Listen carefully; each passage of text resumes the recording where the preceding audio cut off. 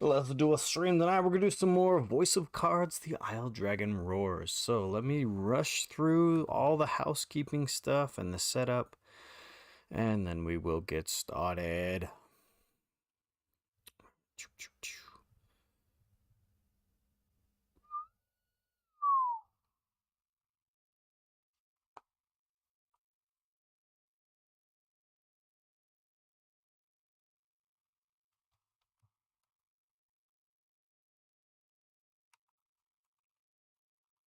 Oh, quickly update the title. Take out the ad. And include the thumbnail. Oh no, where's my thumbnail?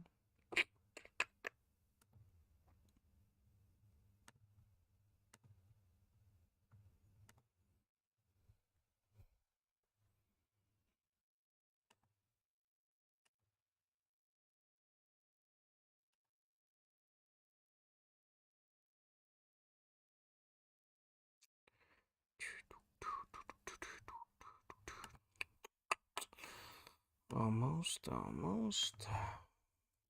Voice of Cards. Dragon Roars, excellent. And save. Sweet.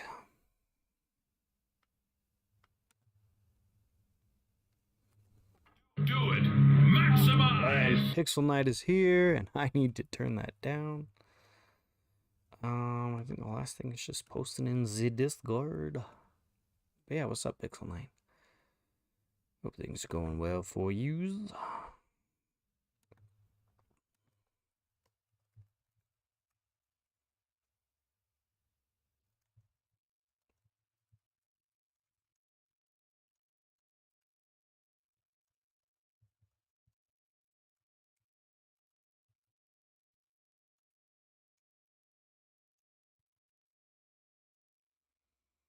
Okay.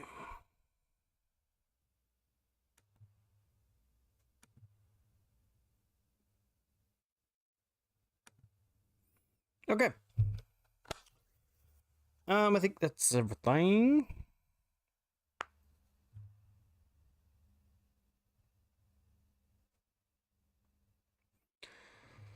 Okay, so yeah, let's bump off the starting soon. So yeah, I went camping. I went on a boating trip with my in-laws, and I got sunburned the first day. Tried to stay out of the sun for the rest of the time.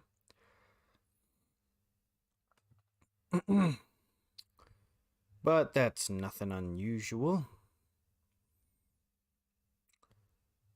Shooby-dooby-doo.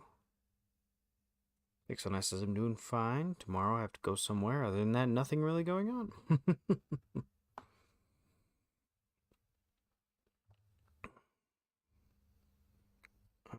Okay. Now that's it. We got the usual Council of Plushies games behind me, but I think that's all the housekeeping. So let's jump right into the game. Oh, I did try Soundfall. I tried Soundfall over the weekend, and it's a dungeon crawler, but it's like a dungeon crawler crossed with what's it called? Crypta the Necrodancer. It was really fun. It was really cool. It's definitely a game that's probably better if you have a party of 4. So maybe I'll stream that for a bit. It does play a lot of music, and it says on the title screen that you have to go and whitelist yourself as a creator on their website. So I would need to do that before I played Soundfall, but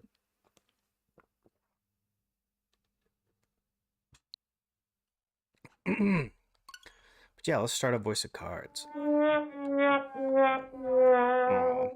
Pixel says, had to explain to someone that a superhero character is getting the same identity as another superhero character isn't automatically the worst thing ever. I know Thor came out, haven't seen it. Don't spoil it if you've seen it, but that is something that I would like to see at some point.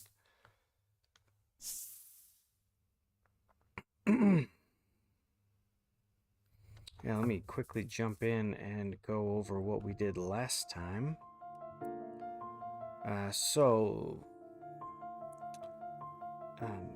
last time we journeyed through the bewildering forest and we picked up a new party member, an archer, that is kind of superstitious and in a lot of debt. And so they join us in an effort to get some reward money to help pay off their debt. We just made it to Union Town, a town where monsters and humankind coexist, and we're going to start exploring there.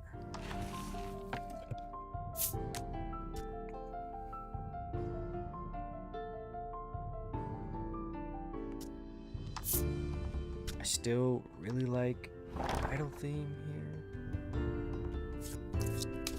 I will say one thing that I've been a little disappointed in the game so far is that it's very generic.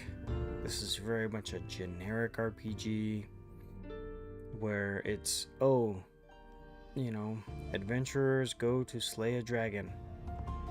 So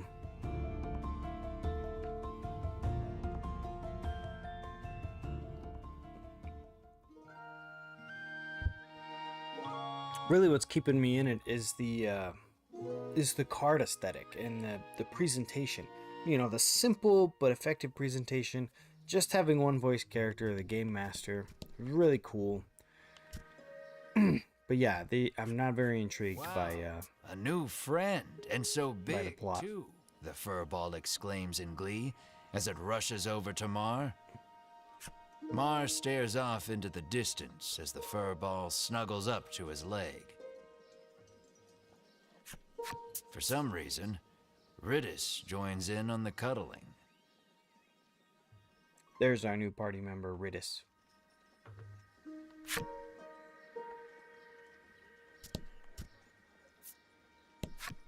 Lately, a suspicious man cloaked in black has been seen wandering about the village outskirts.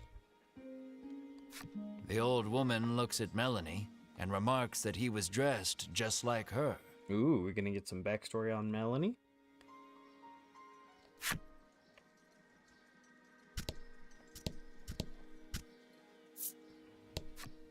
The little orc child is engrossed in a fairy tale. The title reads, The Legend of the Dragon. Not Legend of Dragoon? What sort of story could this be? You take a peek into the picture book and come across a passage that piques your interest.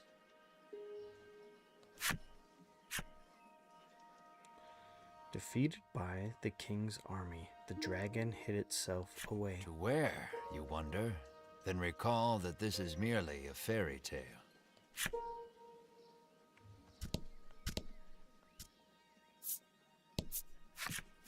However, does your mouth become so filthy, Mr. Flobby? Sighs the girl as she wipes the slime clean. Clearly embarrassed, Mr. Flobby murmurs, That's not my mouth.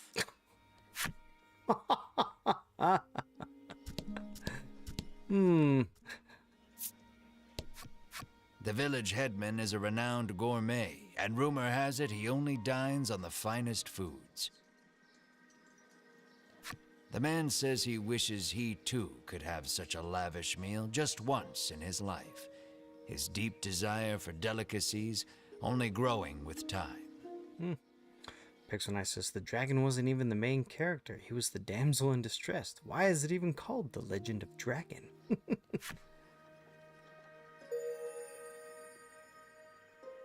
Ah. Average man. Exciting.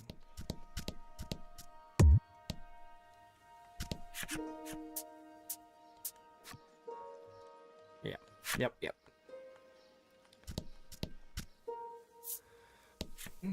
A young boy wanders up to your group in wide-eyed wonder. You surmise his curiosity stems from the lack of travelers visiting the village. You realize you are right when he assails you with questions about your origins and adventures. The Inquisition leaves you exhausted. Aha, simple boy. The little goblin sulks as he gazes upon the withering flowers he tried so desperately to take care of. He looks at you with tears in his eyes, silently begging you for help.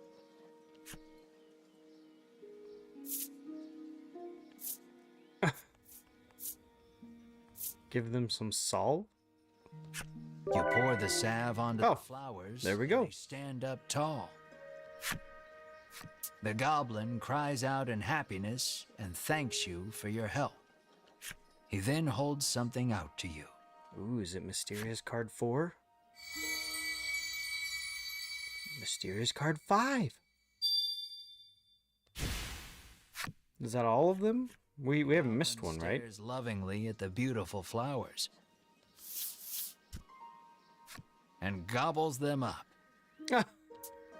Healthy flowers are the tastiest, he proclaims in glee. Did he grow those flowers just to eat them? No, obviously.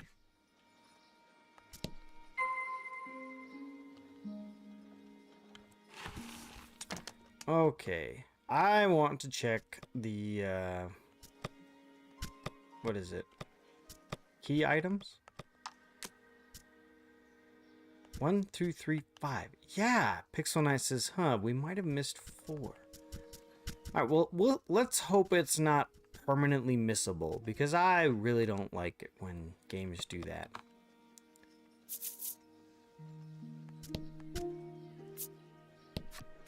You ask the old man if he knows anything about the dragon.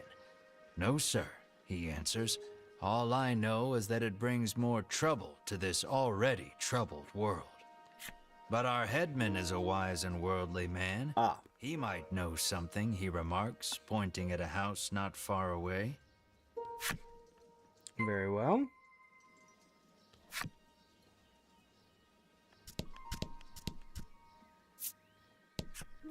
The child says his monster friend left the village suddenly to go back home. He claims the headman told him that he could go home when he grew up too. The little orc child pouts, but I don't know where my home is. I want to ask the headman why monsters are allowed to live here. A quiet fur ball sits with crumbs around its mouth. The woman frowns deeply, claiming the cakes she bought for her beloved fur ball have all been eaten by someone else. Yeah, well...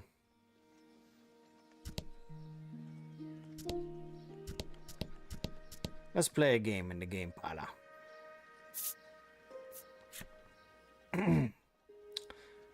Let's see. I believe we have played and won simple add skills. So let's do add events.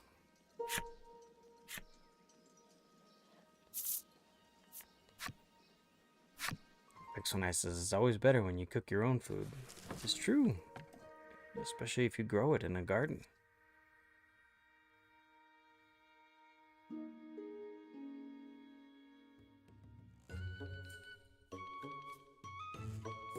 Oh, I see we have an event deck now.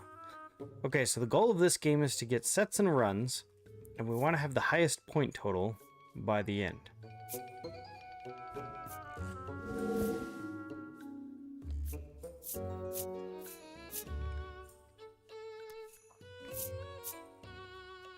All right.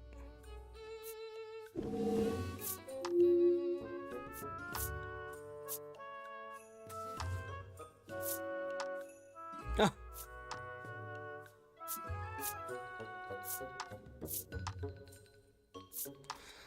All right. So event cards are something where you probably draw them when you're behind, trying to get something good to happen, but if you're in the lead, there's little reason to draw them.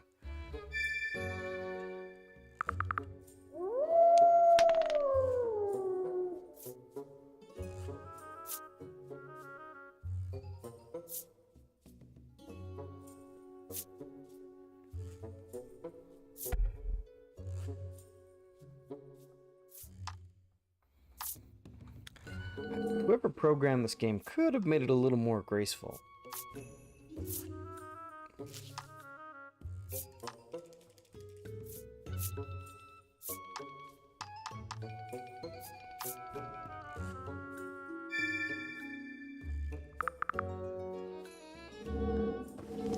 Pixonisis might make a video about why I dislike Optimus Prime in the Michael Bay Transformer movies.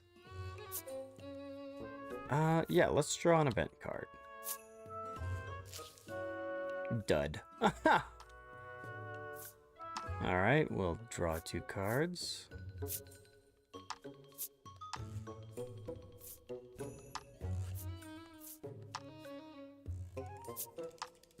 No. I wanted to discard the 3, but whatever.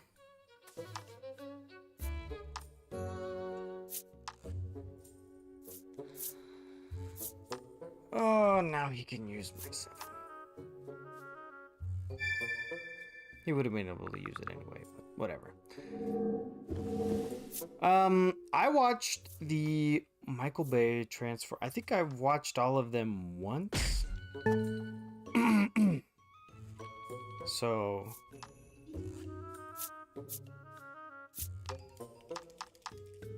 I remember excuse me. I watched it once and I don't know. I think I watched the first 3, but it didn't hook me enough to be like, oh yeah, I definitely want to follow this or rewatch them or whatever. Pixel says, other than his designs, because all of the designs in the Michael Bay films suck. Move your hand to the pot. Well, that doesn't really do anything.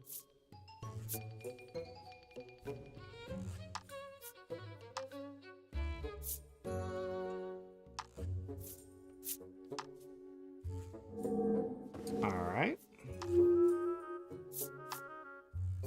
So yeah, I don't know. I didn't really have strong opinions one way or the other on the Michael Bay movies. I watched it once. I probably won't watch it again.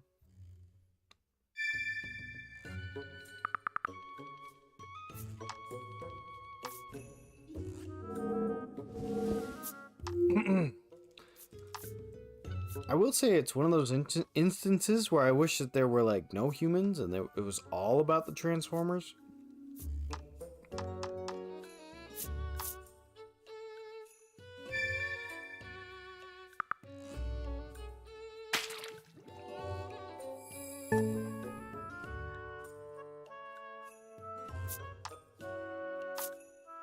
Well, we are just getting very unlucky this game.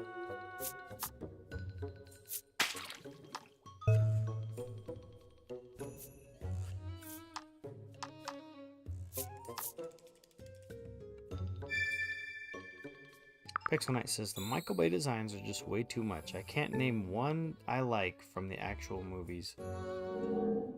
I Like Her in the toy line was just a recolor of a pre-existing toy. Well, we can make a set.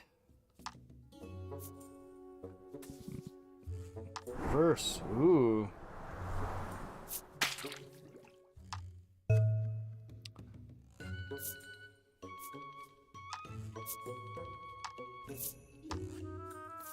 Nullify any number. Nullify rest any number of times. Oh, okay.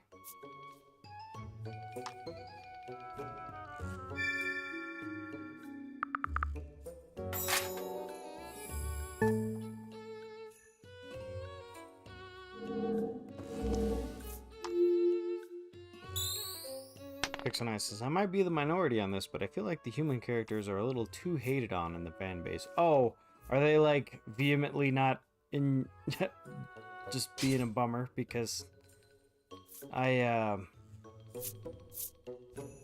didn't find them egregious or offensive in any way. I just wish that the movie was about the Transformers. Because there were some of the... I liked some of the human characters. But, yeah. I kind of wish it was like a conflict on Cybertron or something.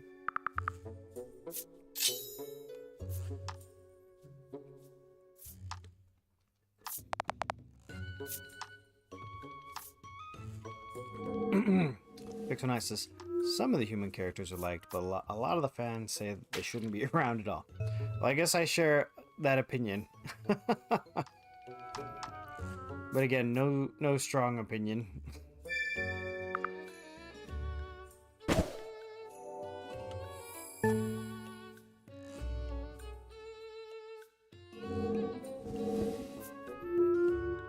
All right, can we check and see? Yeah, what everyone's at? So we're about 20 behind. So we are.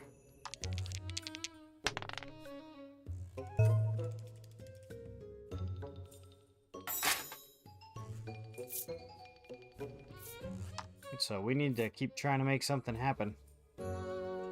Move a card from one selected player's hand to the pot.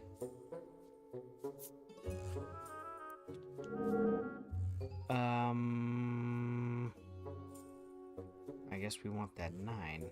An orc child.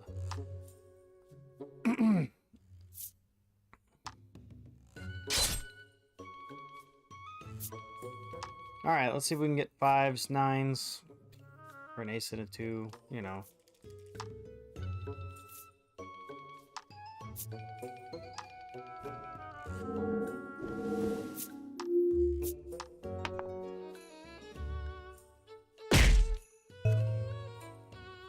Pixel Knight says, should have focused on the robots, yes, but having human characters can really help show why we should root for the Autobots. Yeah, I can agree with that. Steal a set. Oh, that's what we've been hoping for.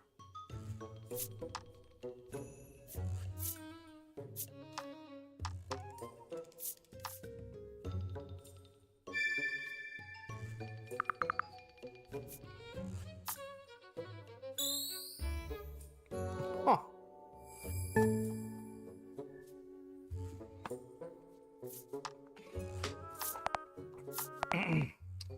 Yeah.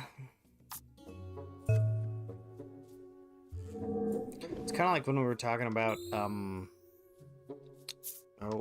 what's the name?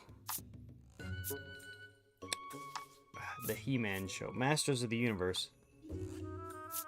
Like you were bummed out that it wasn't about He-Man, and I liked that they, you know, included a more ensemble type cast, so. Pixel Knight says, I don't hate stories without humans. One of my favorite comics is the one without humans, but saying that they shouldn't be around at all, I disagree with. Yeah, and I can go as far as that. I can agree with that for sure. Add a card to your hand, alright. Wait, what? Oh, there's only one card left.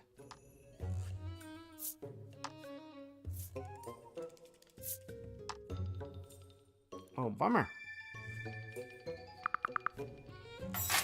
Well, I don't think we came in last, but I don't think we came in first either.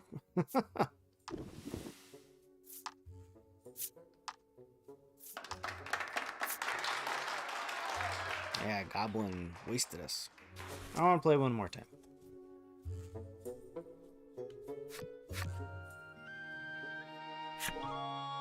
Yeah, we got horribly unlucky in that game. The following rules are now available for play. Include all. New rules are now available in the title screen of the game. Okay.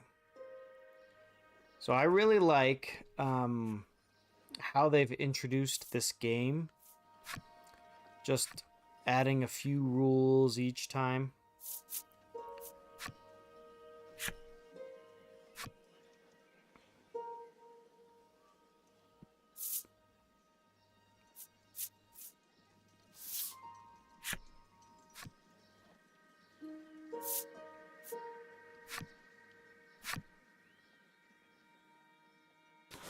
Does a really good job just layering on rules as needed instead of trying to explain them all at once.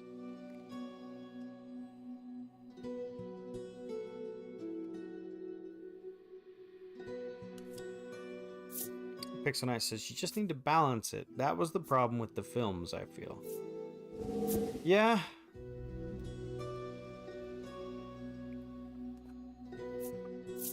I mean, there's definitely a place for it. I just think since they were going to put that much effort into the Transformers, I just wanted. I think that was the thing. I wanted to see more of the Transformers.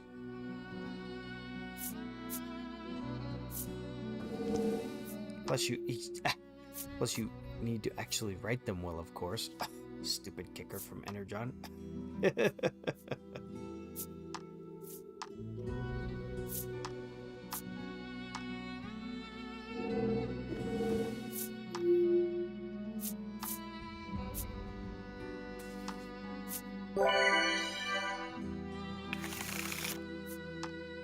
What?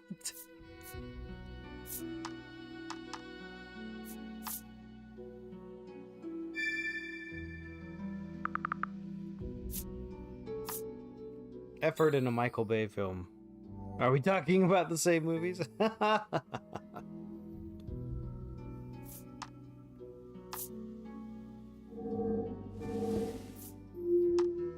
Alright, let's see. What we got? Yeah, let's draw an event. Return up to 5 destroyed cards to the deck. Okay. Yep, no cards have been destroyed yet. Alright, we got a couple 6s. Pair of 6s.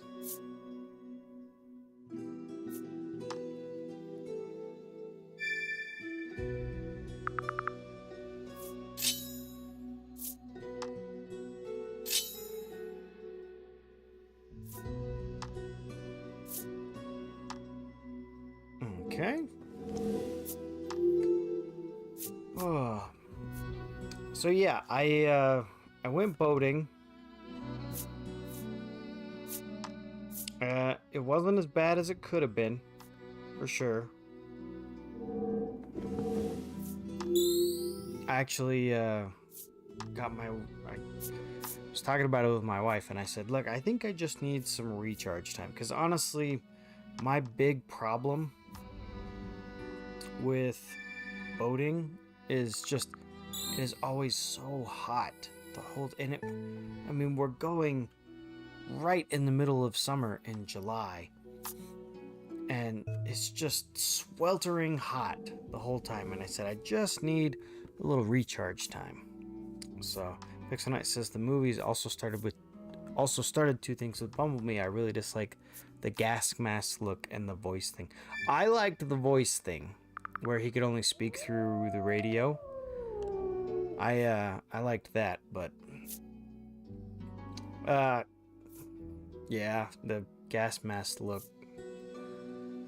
But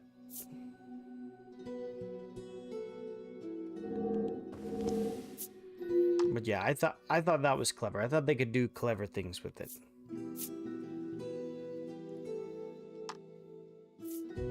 But I would have been fine if they like gave him a voice partway through as well. And then maybe he just spoke with the radio when he to make jokes and stuff. All right, what do I have in my hand? A 10.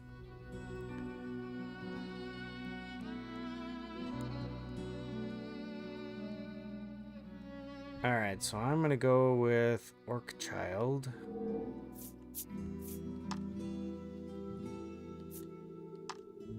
And move that one. Pixel says, just feels like a gimmick. Plus, it really isn't unique for the franchise. Oh, it's not unique? Have they done that before? Alright, looks like we picked the right card to attack. Now we can do 4, 5, 6.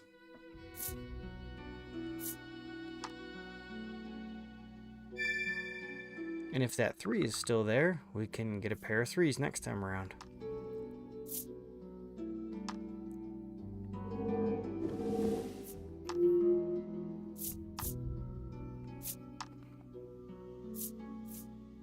Aw, nuts.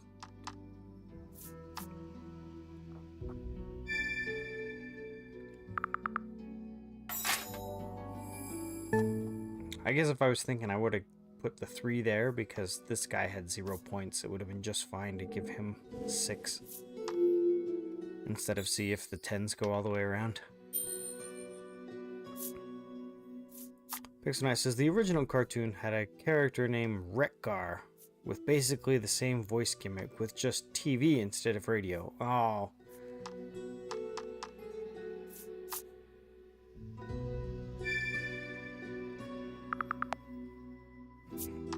Yeah, I didn't know that. Actually, it's funny because when it comes to 80s cartoons... Oh, please tell me it's my turn. Oh, dang it.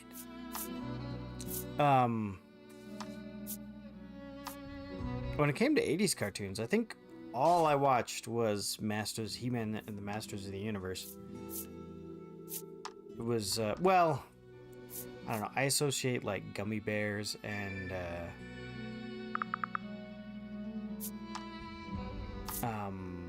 a few cartoons that were made in the 80s as 90s cartoons. I think DuckTales started in the 80s, but... Alright, we want Steal a Trick. Okay. 2, 4, ace, 3, so we definitely have a run. So we just want to do anything we can to inhibit Orc Child here.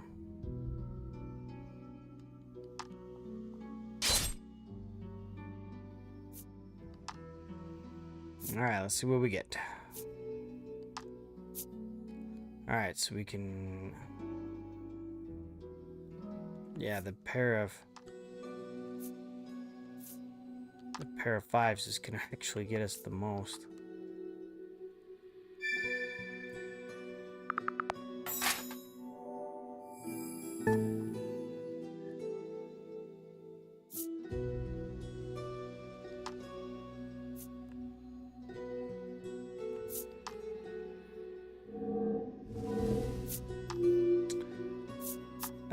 Pixel Knight says, there's a whole planet of characters in the original cartoon with that gimmick. Oh, really? Even the latest cartoon, Cyberverse, got tired of the Bumblebee voice thing after one season. Yeah, see, and I think, you know, I would have been fine if he had a voice. You know, if he got a voice partway through and they just used the radio gimmick to make jokes, because... You know, it started as a joke, then let him get repaired, and then just have it still be a joke thing. I think I would have liked that.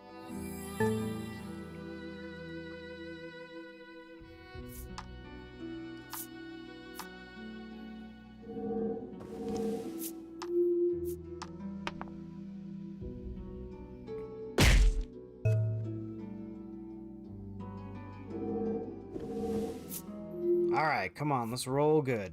5 or 6. Excellent. Yeah, let's draw an event card. Reverse the turn.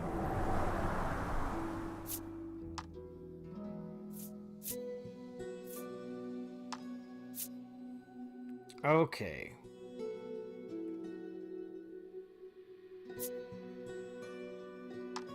You know what? I want to make...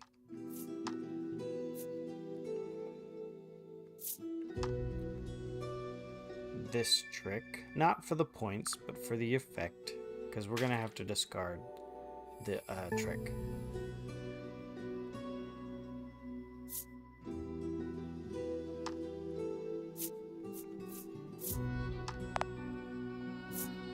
Which is precisely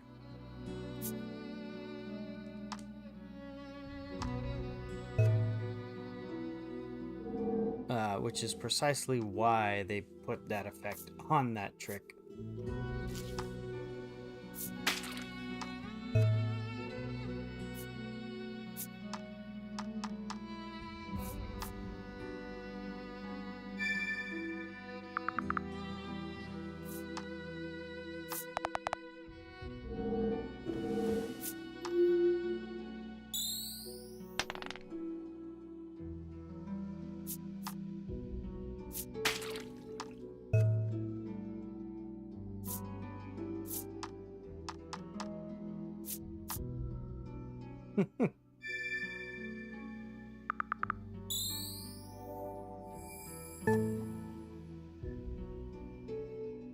So is that...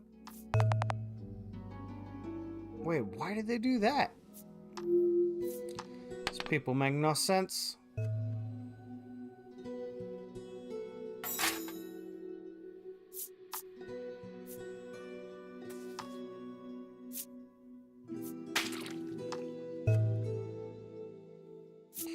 Well,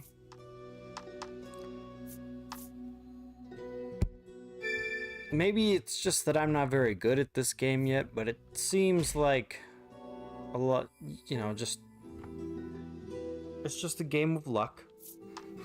Excuse me.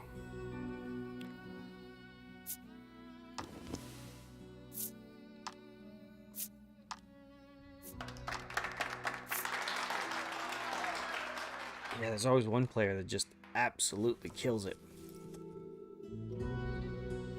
Okay, let's proceed.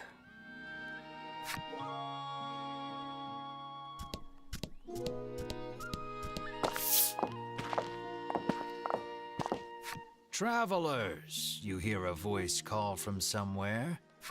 Down here, at thy feet, you look down to see a small clump of fur by your boots. The clump of fur speaks. I am Lappy, and I should like to journey forth with thee. Lappy the furball looks at you with amiable expectations. I don't think Melanie's going to allow it.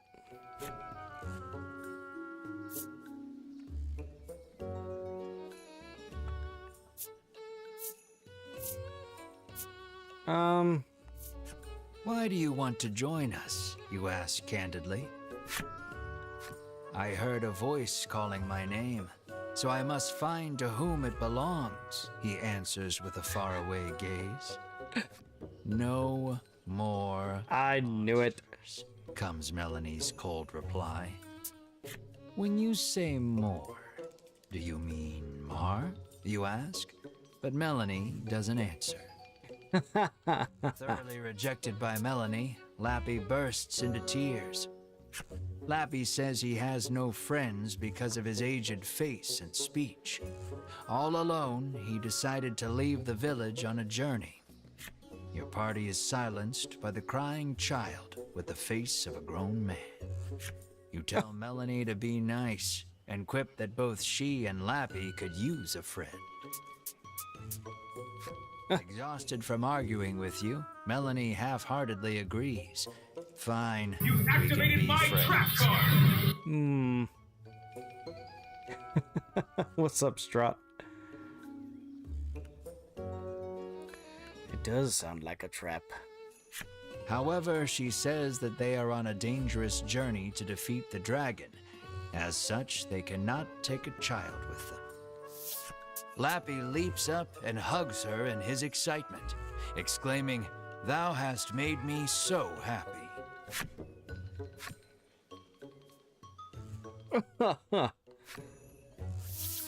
Till next time, Melanie says, peeling Lappy off of her and placing him on the ground. Though she thought all monsters to be evil, Melanie feels that the ones here are different. Finally, a friend. Aha. Interesting little encounter.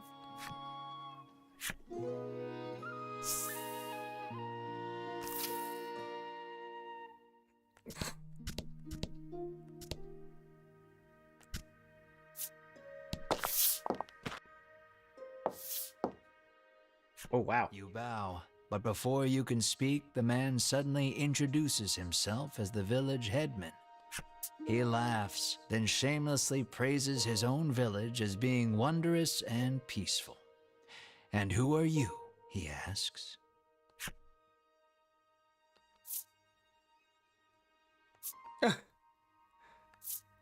I guess we should introduce ourselves as the hero.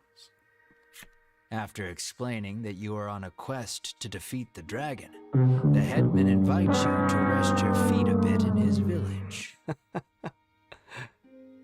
Pixelnight says Transformers in general has a really good relationship with its fans. And Straught says, "Oh, headman does not equal headsman."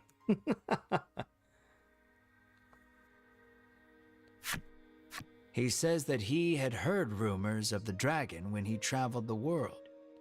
"You must be tired from your journey. Have a seat. I will have my chef prepare a feast," the headman says, then claps his hands twice to summon a stewardess. I always thought that was the weirdest way to summon someone. You know, I guess it's been a trope in, you know, that's how the rich and wealthy summon their servants, you know. But I don't know. I've always thought that was weird. Oh, look at that. Extravagant dishes that you have never seen before are placed on the table before you, each one looking more delicious than the last. We will defend you. Rockstar Gaming. So before I started to stream, I was watching Napsy.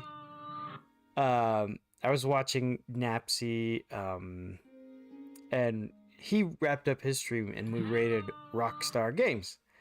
And so, yeah.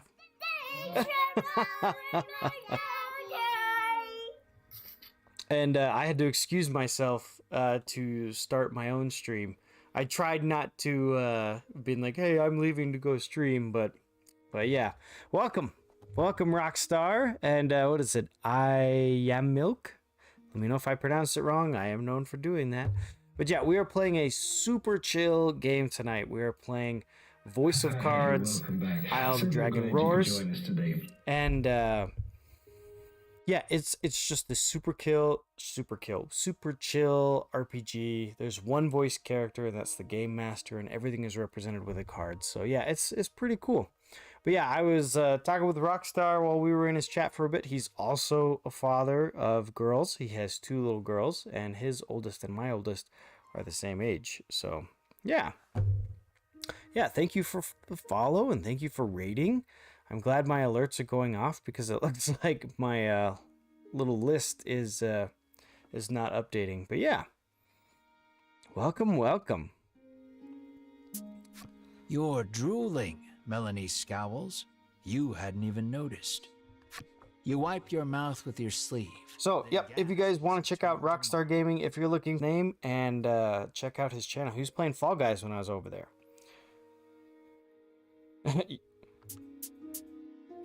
Perhaps in an attempt to hold himself back, Mar is gnawing on the table corner. So, over on the right side of the screen, we have our party. And then on the left, we have the headman, which is the leader of the village that we're in. There. We'll eat soon. And he's sitting us down to eat. And that's where we are. The doors fly open in the next instant, and a girl runs in. Ooh. With tears in her eyes, she tells you that her dear companion, Mr. Flobby the Slime, is missing. Protocols, terrorize! The slime is missing. Terrorize! Rockstar says, happy to be here. I appreciate you stopping by earlier. Oh, yeah. How often do you stream, Rockstar? Do you only stream once a week? I only stream once a week. So, yeah, we at Napsy asked, which village are we in? We are in Unionville right now. It's a village where monsters and humans coexist. Napsy says, oh yeah, show them the wall. Surprise. We must find that slime right away, he says anxiously. Yep, so this is my collection. If I get out of the way for a bit. Yeah, we have the Council of Plushies down here. We have the games on the bottom shelf, and then Amiibo and Disney Infinity toys and a bunch of other stuff. But yeah. Yeah, it was fun to put together. I haven't added too much to it, but it's definitely something I enjoy. And it makes for a great backdrop. So, you know, can't complain. Napsy says, do you have any Skylanders? I don't have any Skylanders. You are starving, but it doesn't look like you'll be able to partake of the feast before you because of Mr. Flobby's disappearance.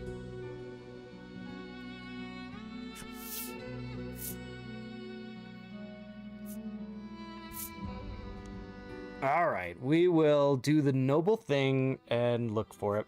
We will find your slime, and then we feast, you add quietly. Melanie reminds you that you are here to get clues about the dragon from the headman. What's the difference? Literally everything. Hunger taking its toll, you two begin to argue. And we bicker with Melanie a lot. Why do I get the feeling we have, some like... Brave heroes, the headman interjects, then bows his head. Would you please find her, Slime? No, Story has hit a standstill until you find the missing... Napsy says you didn't name the main character, Seth. No, You need to hear the whole story from the young girl. I started naming characters just the default name. When people talk about games and they're referring to the main character, they always use the default name. So that's just what I went with. That's what I started going with. Melanie places her hand atop the girl's head and promises that your party will find her companion. The girl then hands something to Melanie. Oh no. It looks like the muddy handkerchief she used to wipe Mr. Flobby. She asks Melanie to wipe Mr. Flobby with it after you find him. Oh my goodness. So Melanie in our party is notorious for not liking monsters. Find her friend anywhere. Regardless, looking aimlessly outside the village would be a waste of time. You decide to collect more information in the village. Pixel Knight says that's the kind of guy to name Link. This is true. And Napsy says, well, I just ordered a Prime Day discounted Stream Deck. Oh, there you go. And Maverick is here. Says, good evening, Seth. Good evening to you, Maverick. We are enjoying some more Voice of Cards tonight. All right, so we need to... we are looking for Mr. Flobby.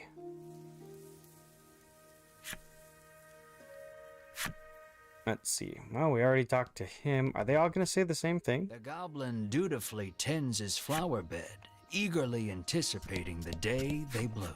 It seems like the girl who left the headman's house ran away in tears. Strauss says, how was camping with 4 walls and AC? Oh yeah, I never did finish that story. So yeah, I told my wife, I said I need a break because I don't like being in the heat all the time. And so I convinced my wife on our boating trip this weekend to get a condo to sleep in. And it went over very well. A lot of my in-laws decided that they thought that was a good idea. They wanted to go in on the condo. So we had lots of rooms and we had people sleeping on the floor and everything.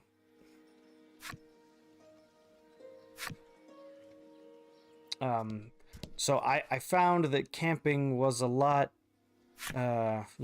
camping, really it's a boating trip. So, the boating trip was much better after, I was able to just take some time to recharge. Lappy is here.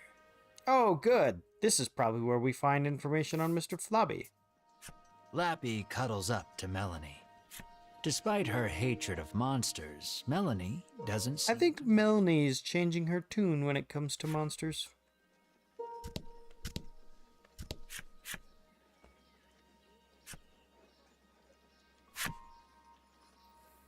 Alright, well, we are not finding anything else new. These are all the conversations that we, Having no interest in children's picture books, we've already... Oh, there we go. A glowing card. She saw a suspicious man in black with a slime outside the village not long ago. She claimed they went northwest together. Did that man take Mr. Flobby? You resolved to leave the village in search of the pair. Aha! Make your way northwest. Pixel Knight says, my dad is still healing from his snake bite. Other than that, I'm doing alright. The other day I went with my grandma and mom out of town since my dog needed a shot and grandma had a doctor's appointment and someone needed to watch the dog. Pixel Knight says, I'm actually liking this character development. Yeah. Alright, we will leave the village.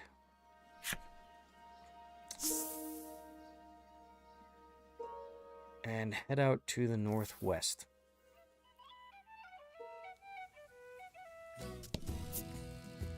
Wait, it said northwest, right? Or north? As you make your way to the coast, a piece of paper nearly smacks you in the face as it blows past. You snatch it out of the air. It depicts a woman standing before a sunset. She smiles sweetly at you. Examining the background of the picture closely, you spot a lighthouse in the distance. Written on the other side of the paper is a single word. My darling dearest, I give you my love, my treasure, my everything. The only word you need to see, really. Treasure. Certain you'll come across it in your travels, you stuff the picture into your pack for safekeeping.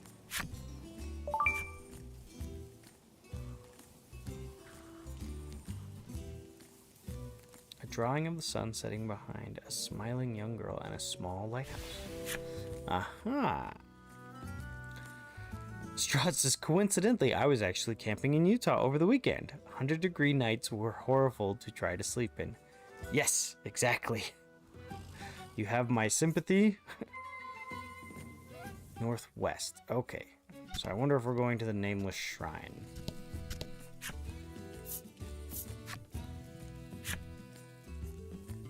Yeah. Yeah. Check the Nameless Shrine for any sign of Mr. Flobby. Here we go. Napsy says, gotta go much higher up on the mountain. Yeah, that's true. Your footing is obscured in the dimness of the shrine. You should probably proceed with caution. I think you made the right choice. You take a good look at the floor and see it lined in trails of viscous liquid. No doubt a slime or 200 have passed through here. Ooh, I wonder what happens if we make the wrong choice. I'm such a sucker for this stuff. Strauss says, we did! 8,000 feet was a lot better. Best sleep ever after the first night. Pixel says, we were getting my dog a rattlesnake vaccine since we'll be moving to a new house next year. Still in the same town and state, just a different place with a bigger house. And the place has some rattlesnakes. We do plan on spraying, but it's just in case. Napsy says, come back to Utah, eh?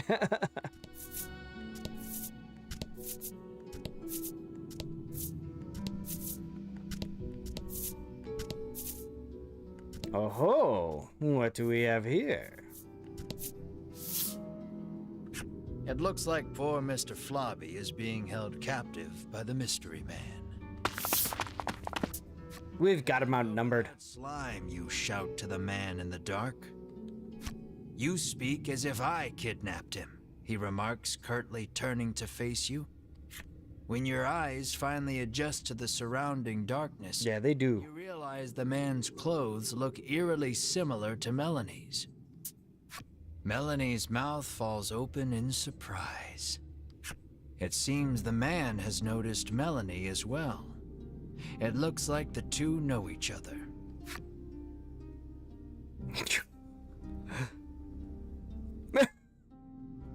Maybe they're friends or they are wearing matching outfits. The man says that he and Melanie came from the same village, where this was their native dress.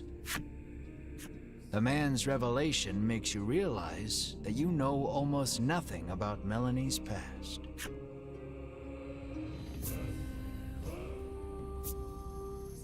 He didn't say they were childhood friends. You ask Melanie about her hometown, but she holds her tongue. Then the man speaks. With forbidden magic, our clan has ensured the dragon, he begins, when Melanie cuts in. Pixel Knight. Oh great, it's her ex. Yes, Pixel Knight lives in New Mexico. He says, come to New Mexico. We have rattlesnakes, frogs, and coyotes all around, all the time. And Strahd goes, ooh, New Mexico's a nice place.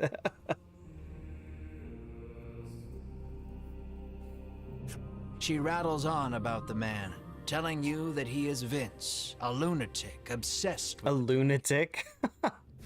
Vince resentfully claims that he is searching for the noble dragon to protect it. You ran away from home with your tail between your legs, he ridicules. Enraged, Melanie lunges at Vince. You have so many questions, but realize that the most pressing matter is getting Mr. Flobby back. So you ready for battle? No, we don't have to battle. He doesn't have the slime captive. He says he didn't kidnap the slime. We just need to say, hey, we'll take the slime off your hands. Careful, he won't go down easy. All right, who do we even have in our party? Okay. Oh, 100. Oh, good. Happenstance cards. I do like them.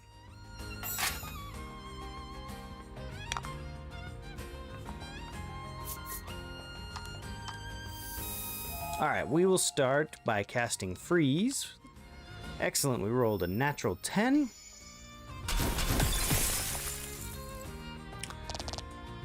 Oh, it resists ice. So...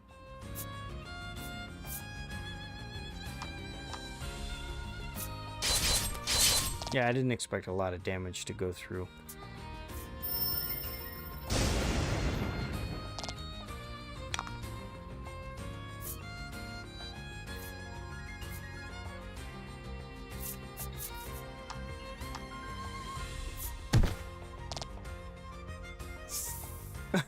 I'm a lunatic obsessed with...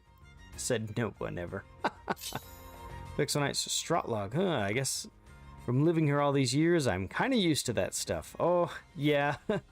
Alright, so if he resists freeze, is he susceptible to flame?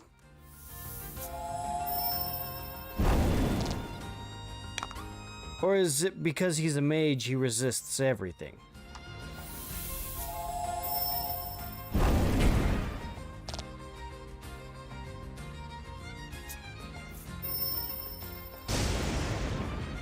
Ouch.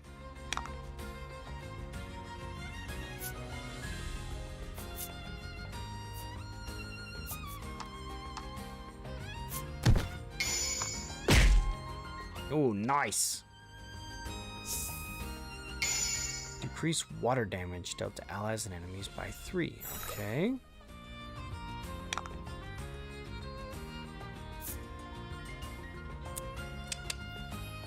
Let's stick with fire. That's doing good for us.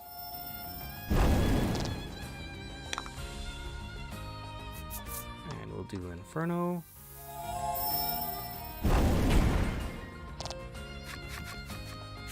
During the fight, Vince asks, "Do you know the truth about that village?" Which village? The one we were just in? The headman may look like a nice old man, but he keeps those little monsters around to... He begins, but before he can finish... Have a good night, Napsy. Oh, Hedwyn and Berwyn of the Ivory Order appear. great. The three brush you aside, fixing their attention on Vince. "So you are the one who disturbs the peace," they exclaim, then charge at him. The Ivory Order and that false justice they serve are the true evil here. He retaliates, fighting back. Go, Vince.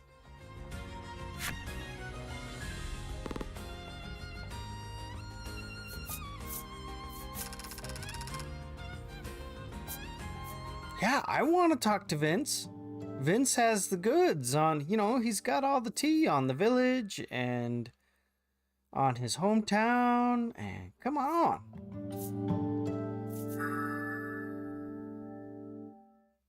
Ooh, I like that. I like that.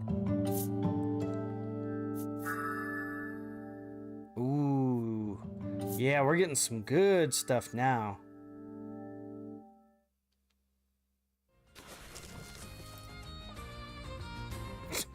Napsis is not Seeing them the again. two parties occupied with each other, you realize this is your chance to grab Mr. Flobby.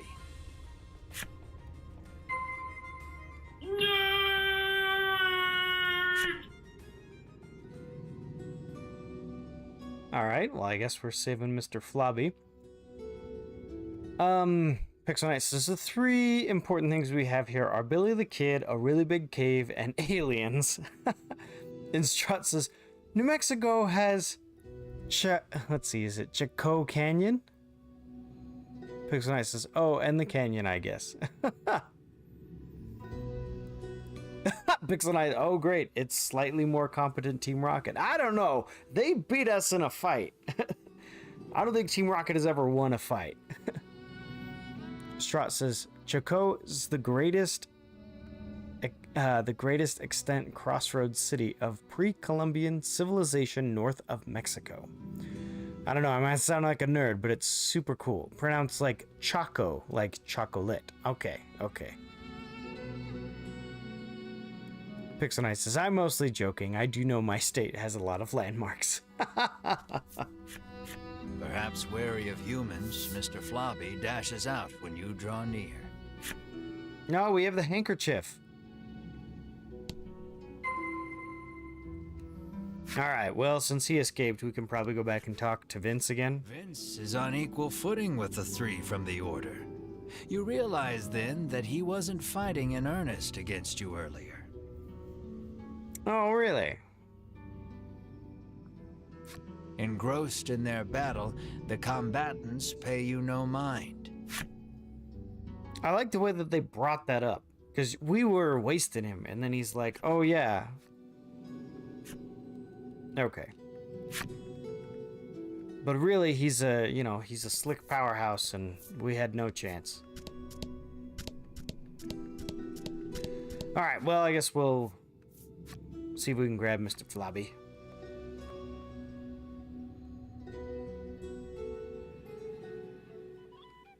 Oh, there he is. Of course. An enemy appeareth.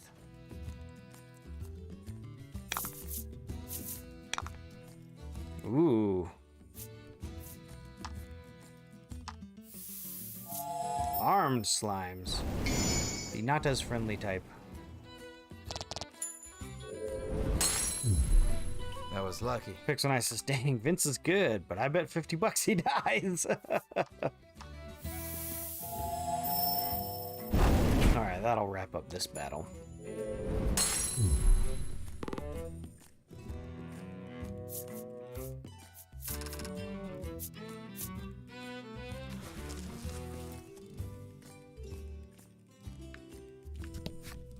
When you reach out to grab Mr. Flobby, he suddenly attacks. Oh, look, he has an angry face now. Lower Mr. Flobby's stamina to calm him down. Oh, but not knock him out? Are we playing Pokemon now? What happens if we knock him out?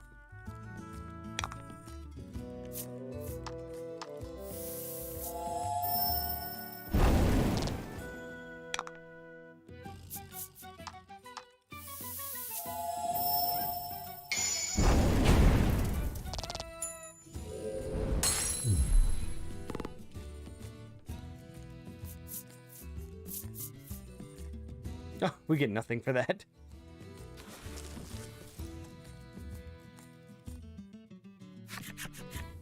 Exhausted from the fight, the raging Mr. Flobby finally stops attacking. But it seems he hasn't yet come to his senses. He glares warily at your party. Find something to help return Mr. Flobby to normal. Wait, what? Oh, yeah, duh. You wipe Mr. Flobby's mouth with the handkerchief you received from the girl. Then you hear a quiet voice speak. That's not my mouth, Mr. Flobby murmurs bashfully. It looks like the girl's familiar scent on the handkerchief returned him to normal. Having regained his senses, Mr. Flobby heads back to the village. That's what we need. We just needed to bring him to his senses. You place the increasingly sticky handkerchief in your bag. Pixel Knight says, Mr. Flobby probably won't go with us after seeing us kill his old college buddies back there. Alright, well, that was a little adventure that, just foreshadowed a bunch of stuff that we're probably going to learn later. I'm ready for us to get to the good part.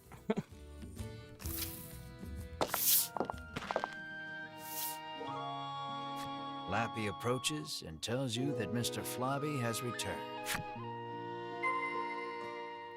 talk with Mr. Flobby. All right.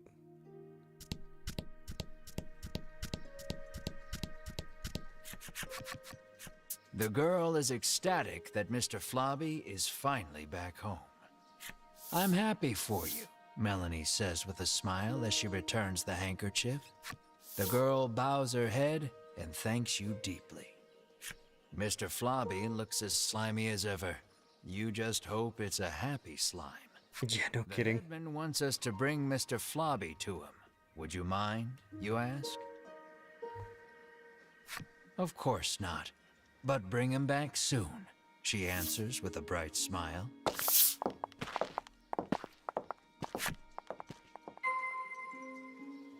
All right, back to the headman.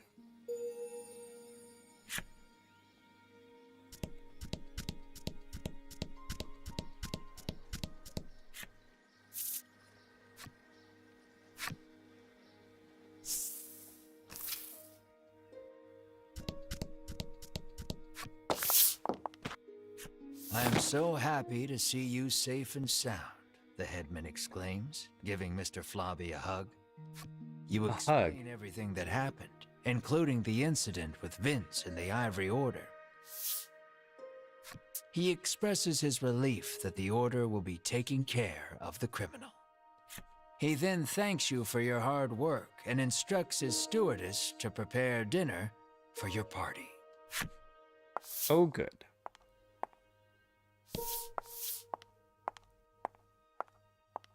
You can feel your collective mouths watering at the sight of the lavish meal before you.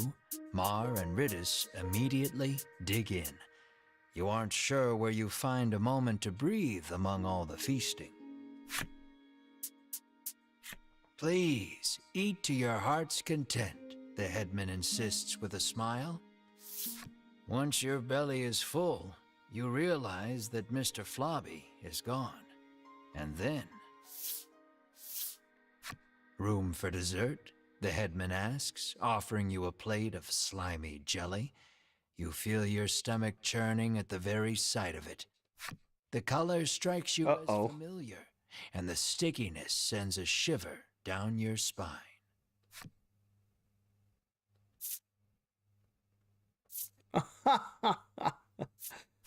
Is this Mr. Flobby? You ask the headman, your voice trembling in disbelief. The headman looks at you with a plain expression, one that holds no malice. Is that a problem? He questions back. This dish is a masterpiece, he remarks with a light-hearted chuckle as he gazes at the jelly. Oh. Pixel Knight, oh, crud. And Maverick says, that's sad. Oh, yeah. That poor girl's gonna be heartbroken. And I have you brave heroes to thank for it. Had you not brought that slime back, we would not be able to enjoy this exquisite dessert. Pixel Knight, Soylent Green is Mr. Flobby. Makes you think twice about the meal we just ate.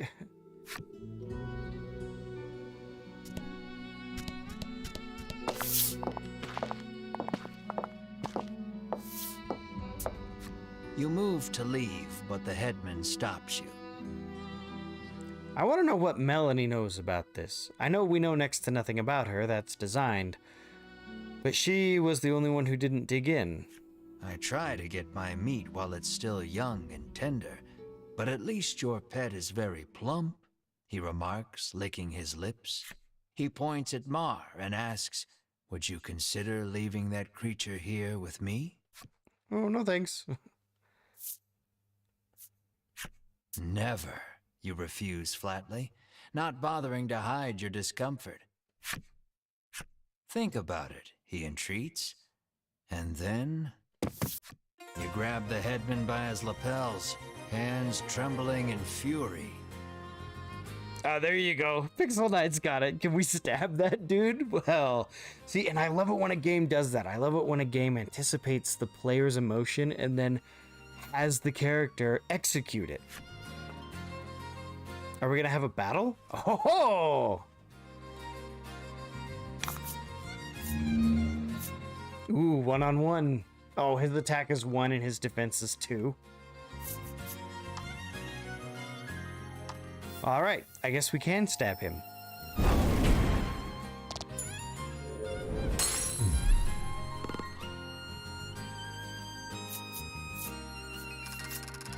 You knock the headman unconscious and rob him for 500 gold.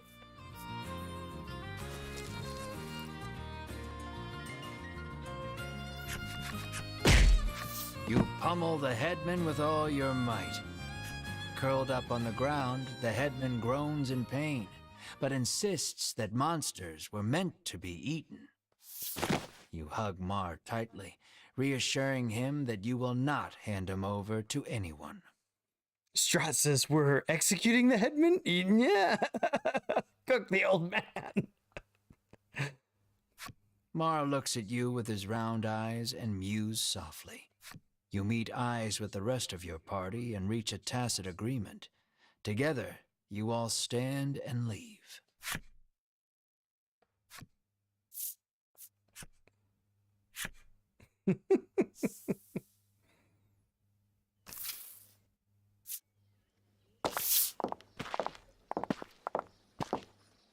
As you are about to leave the headman's house, though, the old man suddenly charges at you from behind.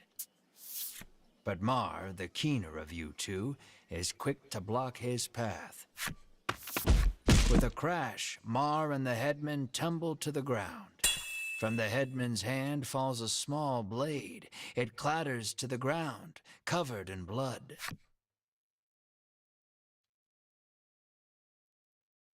Is it Mar or is it the headman? Take the injured Mar to an inn where you can watch over him. You gaze at the unconscious Mar with concern. Despite the shallow wound, no amount of medicine seems to rouse Mar from the bed.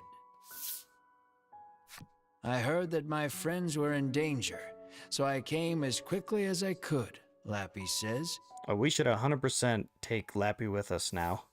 As he reaches Mar's bedside, he leans over and licks his wound. This is what-you-call-it extract, he shouts. He explains that it is a poison extracted from a certain monster. If it enters the body, it drastically reduces one's stamina. Hearing those words, you realize the headman's blade must have been coated in this poison. Mar's condition starts to make Sounds like sense. Maverick got it right. Poison blade. Isn't there anything we can do? Melanie asks. Oh, see, and the sentiment coming from Melody is important. Lappy's eyes widen in realization before he places his mouth over Mar's wound and begins sucking. He then puts the what-you-call-it extract into a bottle and hands it to you.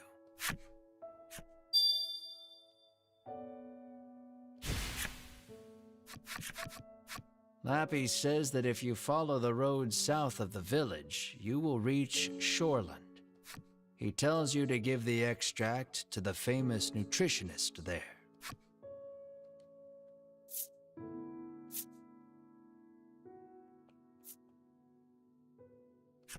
Realizing that you are at fault for this, you don't hesitate to undertake the quest. But this is strange.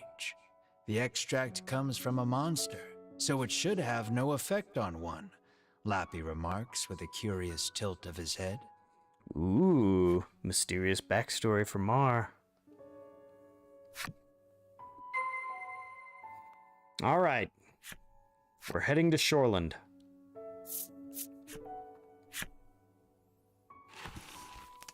Pixel says, that little punk, usually I would say a hero shouldn't kill, but this is D&D.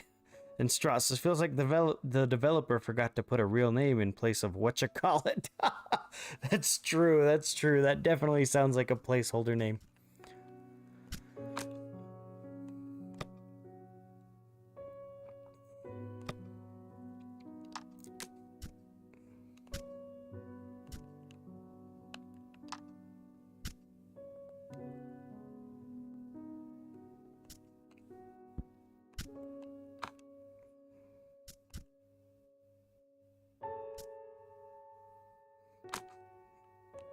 All right, let's check skills. Deals light damage. Okay.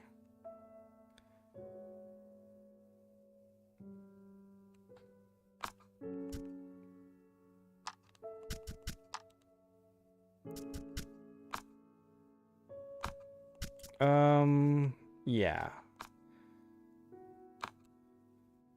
We'll go with that setup for now.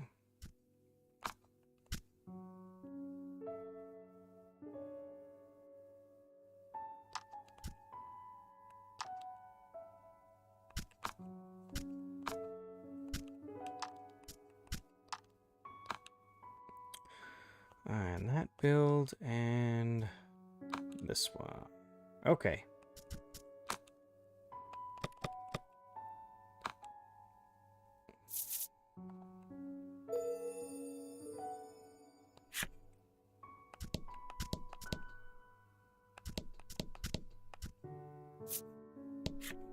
I thought a beast of that size would eat us out of house and home, she remarks, no doubt talking about Mar.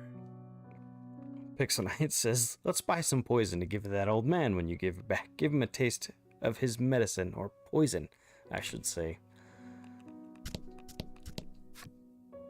Alright, we will leave and head south.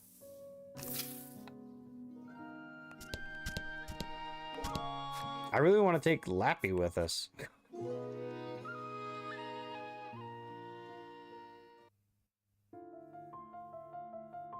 Oh, does that end the chapter? A monster vanishes in a village where such creatures live together in peace with humankind. While on the trail, the Proud Witch encounters a one-eyed man from her past. And the Ivory Order, as the Ivory Order and the mysterious man's blades cross, the self-proclaimed heroes slink away to see the missing monster home. The hidden village secret comes to light. It is united in name alone. A monster falls protecting the would-be hero from the headman's blade. Knowing they must save their precious companion, the party sets out to the next town.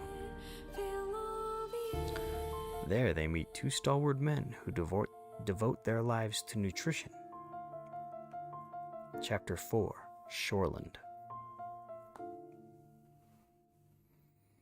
I really like those cutscenes.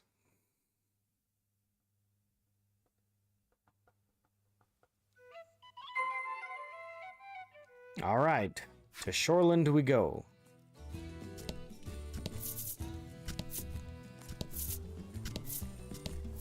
We're going to take the long way, of course. Prediction, Mar is a cursed human.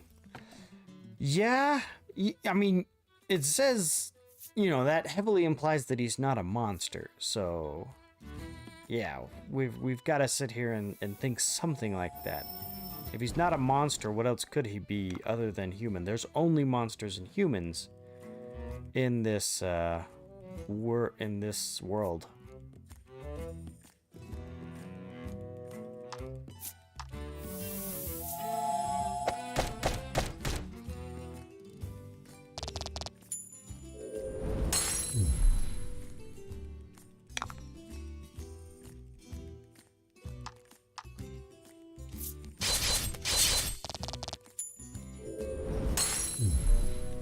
Strahd says maybe he's a plant.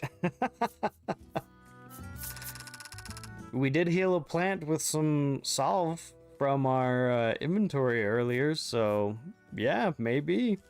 Pixelknight says he's a banana. Umbral Goblins enemy story.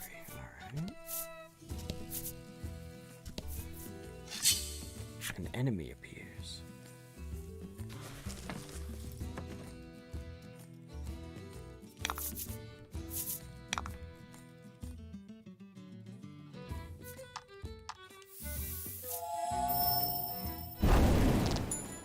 Oh, excellent. Excellent. So we did get some gaming news that I was pretty excited about. We got news that E3 is back. You did great. Now I'll admit that I I used to take off of work and host parties for E3. For those of you that know Kensei Zero, who's been on the channel before, he's my buddy Jake. And, oh, Armed Slime, that's what that's called. He has, he would come over for those, and we would have a good time.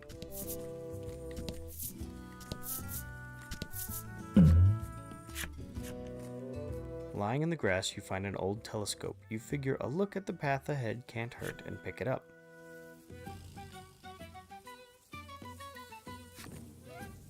Peering through the lens, you see something in the distance, but you can't tell exactly what. All you know is that there's something up ahead. You should be able to tell for certain what it is if you get closer. What will you do? Well, we know that that's the mature woman, so we will inch closer.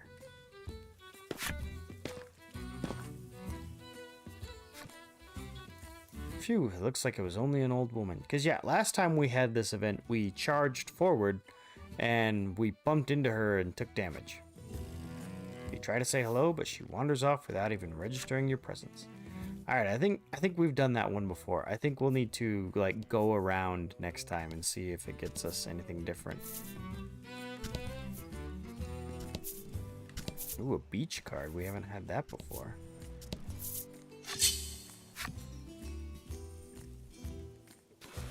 But yeah, so I used to host E3 parties. I definitely prefer the old E3 style as opposed to Summer of Gaming like we had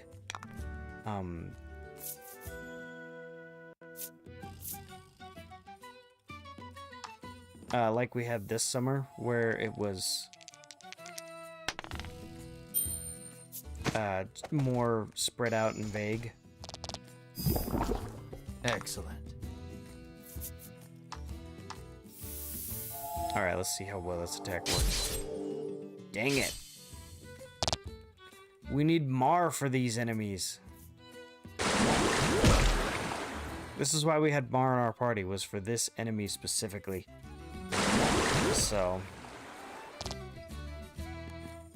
So you can see that the defense on these guys is 50. And my highest attack stat is 18. So yeah, at this point our best bet is going to be to poison them. Oh, maybe Thunderstorm will work? Is Bolt super effective? We're going with Pokemon logic again. Yeah, there we go.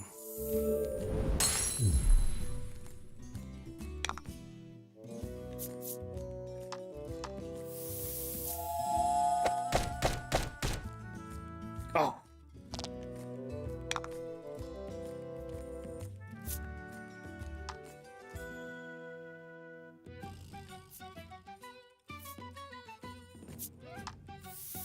Alright, we'll go with that. So yeah, I am definitely in favor of getting some kind of E3 back.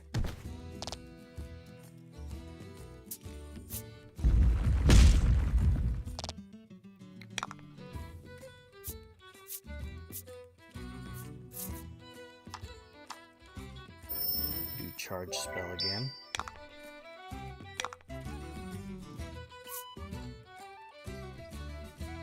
I think Poison Arrow is going to be our best attack against these guys. Since we don't have Mar, we need Mar.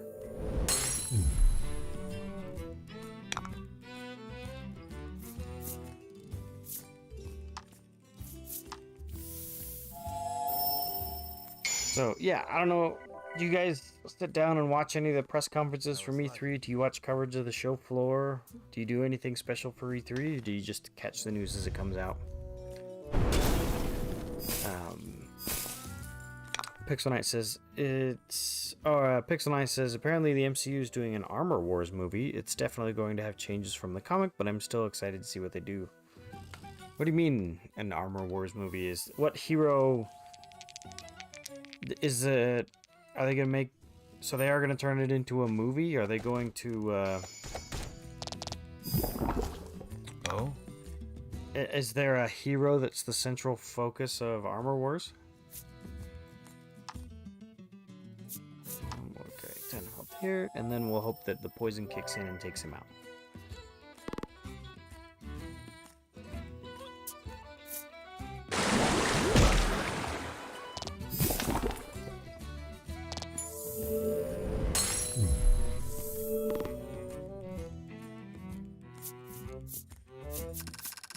That was a fight for the ages.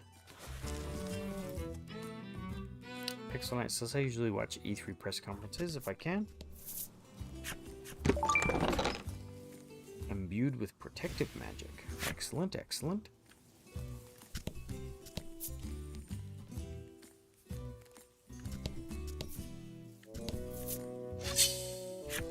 Ooh, another enemy. Let's see what we got now.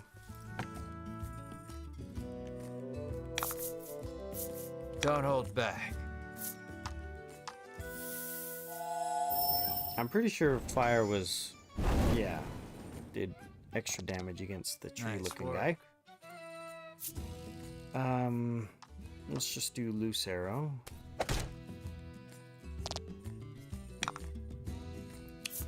And then we will do slash, and we'll see if we can take him out. No. Close, but not enough.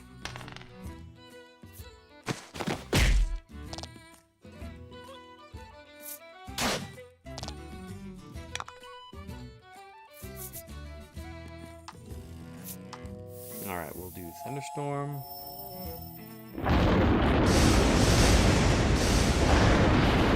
Oh, okay. I was really worried for a second there that it wouldn't take out the tree guy.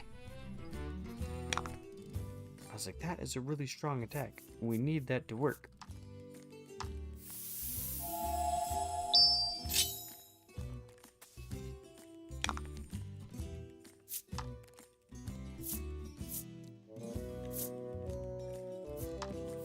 Alright, we'll go for a cure here. Pixel says Armor Wars was an Iron Man story that might be turned into a movie or a show, of course. It isn't going to star Iron Man, but I feel like they might do a similar idea. Makes sense. It does make sense. I do like the way that because I know that the all comic book superheroes get reinvented over time. And yeah, they're definitely reinventing them all for the MCU, which I appreciate. It keeps entering into the comics interesting. Stop that.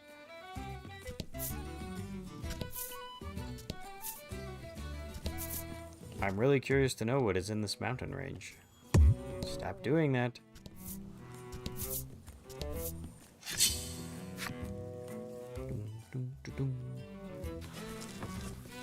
Armor Wars being about Iron Man, that checks out. That makes sense. And fight.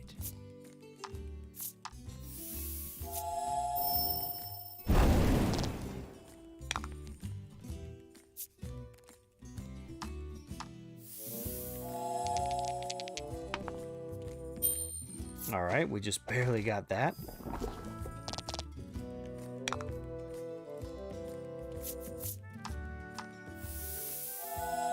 Alright, we'll see how much damage we can do with this. Looks like just enough. Hopefully poison will take him out. See if we can roll a 3.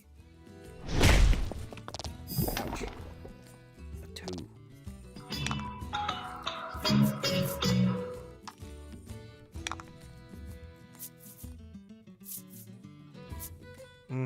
Alright. Pixel Knight says the comic Tony Stark finds out several villains have bought stolen Iron Man tech and are using them to be evil. It ends with a fight with Firepower, who during their first fight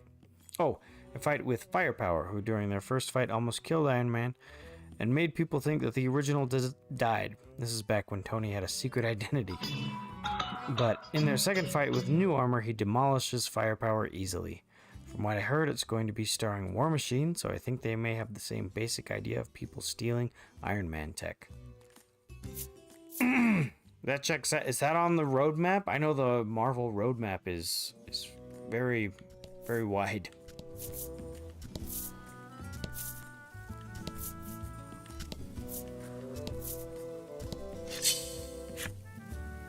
You gotta go back to reveal that card to see if it's a mountain.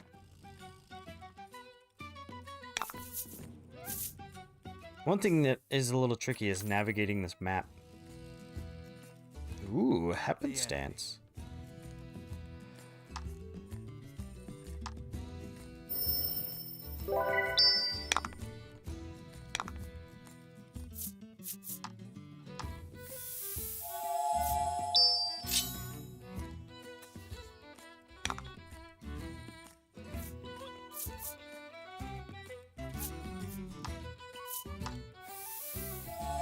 Alright, let's see if we can survive all the attacks now that we've done all the setup. Usually we would try to...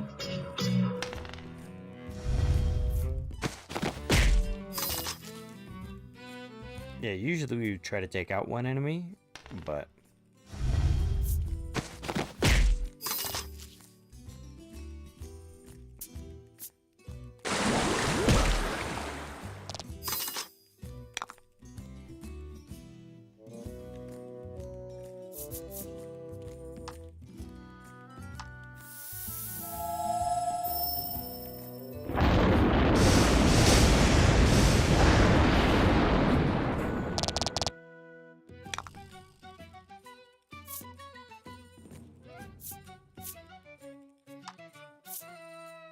Alright, well this will take out this guy. We wouldn't even need the ailment. This will take him out. Wait, are you kidding?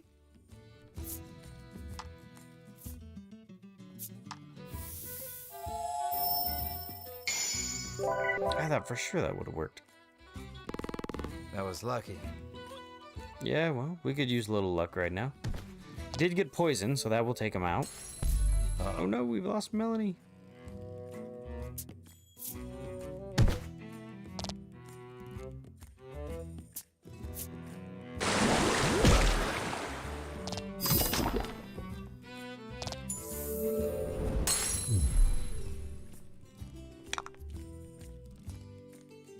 Oh, I lost my attack up? For 2 turns?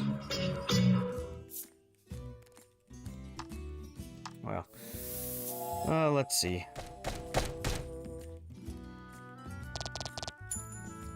Yeah, I guess I went about this fight wrong. I should have taken out the goblin guys first.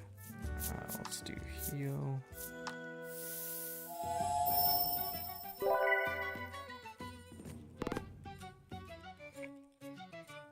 Pixelnice says, look, if Ned was about to hack into Iron Man's security, I think anyone with basic hacking could.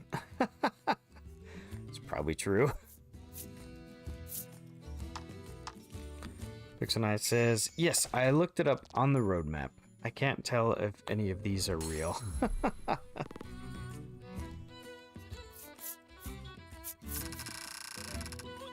On double gold.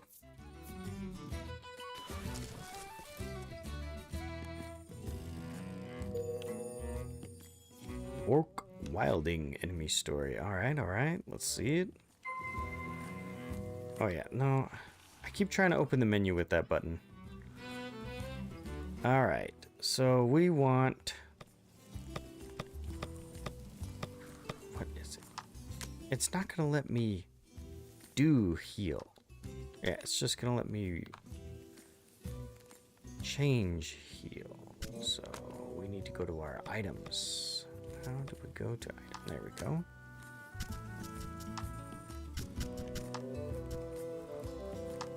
Okay.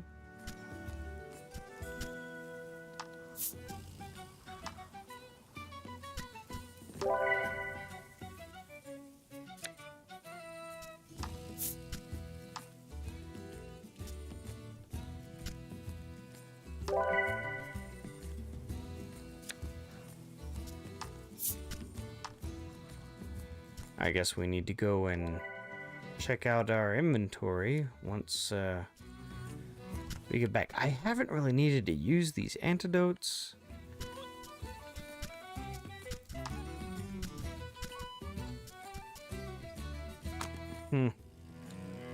It's one of those things that I know as soon as I don't have them, I'm gonna need them, but stop doing that.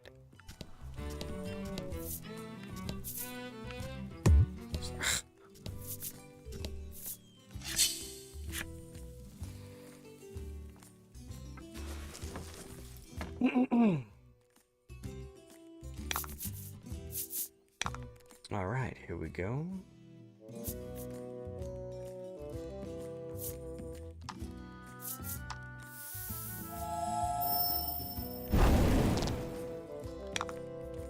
Excellent, excellent.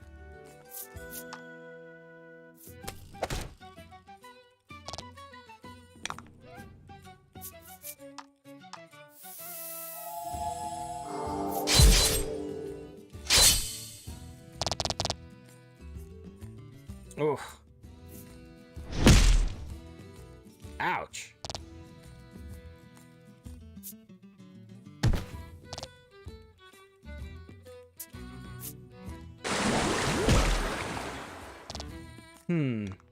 Yep, I'm handling these battles wrong. We are taking too much damage.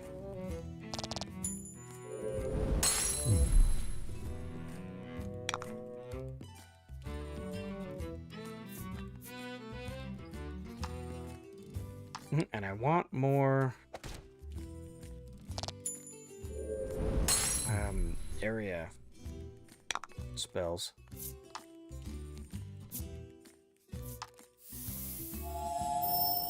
Pixel says, I'm very split on the Black Adam movie that's coming out. It looks good, but there's a few things that bug me, like Dr. Fate's helmet. Nah, he's a DC character, right? I admit I don't know much about him. Let's try flame on this guy. Oh, just enough. Congrats.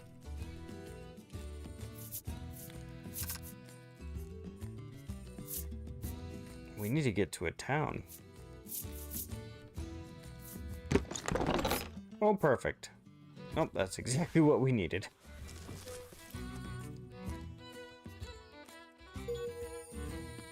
Ooh, we unlocked the ogre story. Alright, let's jump into here. Owned cards, items, qualities, solve. Sab. Alright, excellent, excellent.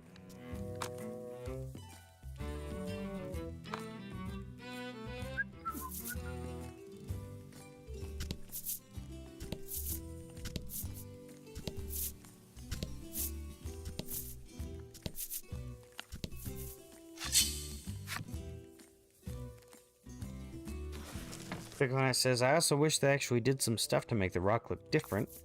Just give him a widow's peak and pointy ears with CGI. I don't know, didn't they do that to remove Superman's mustache and people hated it?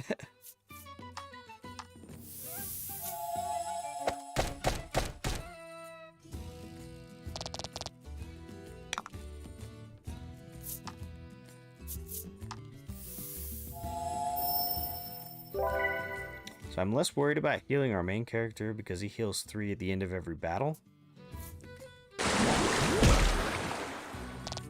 Yeah, we've got our other characters up to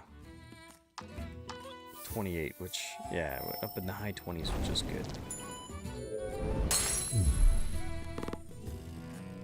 Pixel says, yeah, Black Adam is DC, basically Shazam, but he's a villain slash anti-hero, and he's powered by Egyptian gods instead of Greek gods.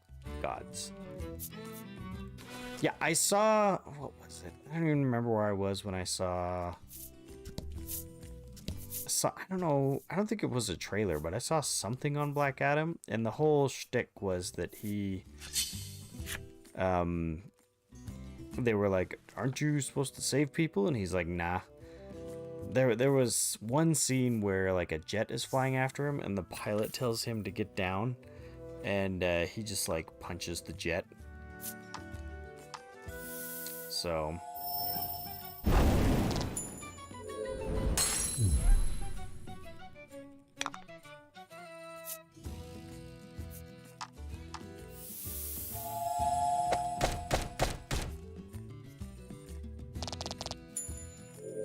we go. Excellent, excellent. Pixelnice says you could use like a wig or something. Yeah. Alright, level up. Yeah, I think that would be... I don't know. I feel like CGI effects are becoming exhausting to general audiences and people would prefer more practical effects, but that's just me. Ooh. Okay, that's good. Let's do this. Okay. So instead of worrying about healing and stuff, we're going to focus on taking out one enemy before it's their turn.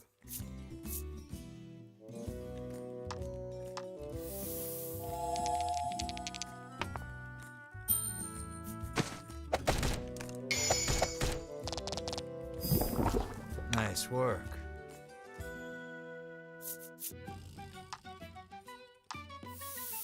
Alright, are we going to do at least 8 to this guy?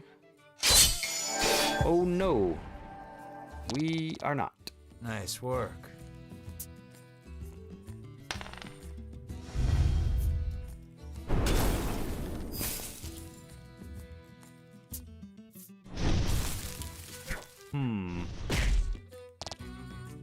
Yeah, that did not work like I wanted it to.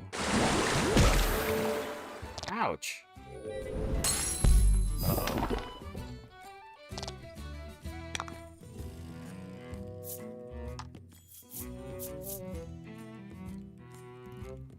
Alright, well, we have to take out this guy. Probably didn't need to use the gem for that, but...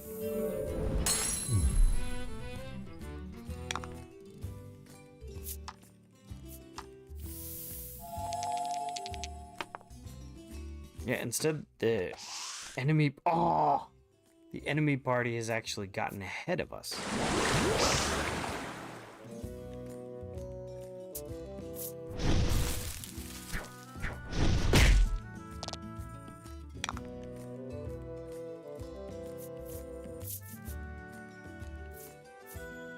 Shoot, what's the... Yeah, there we go.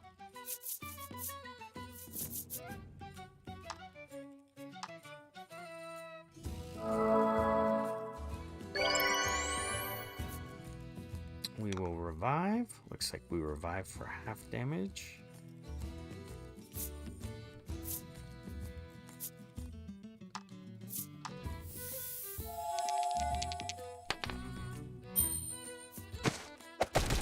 Okay.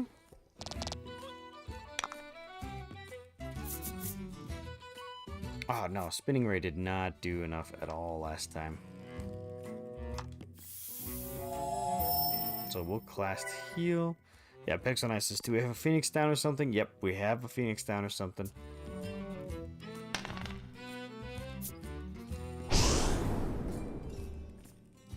Alright, looks like we got a little bit of luck on our side. Ooh, a couple misses. Got a 3 for poison. Okay, okay. So yeah, we'll definitely take out the tree guy. Loose arrow here. Perfect. So and then we'll cast heal on Melanie, and that will get our party back in good shape.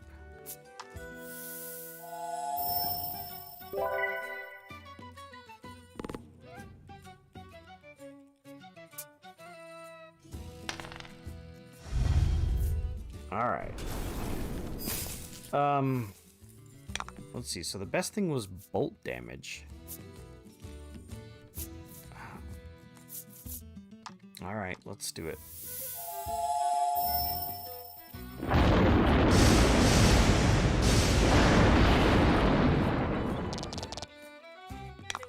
Okay, okay. And then poison arrow.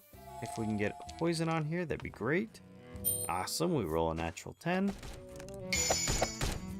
And that's gonna take him out. Excellent.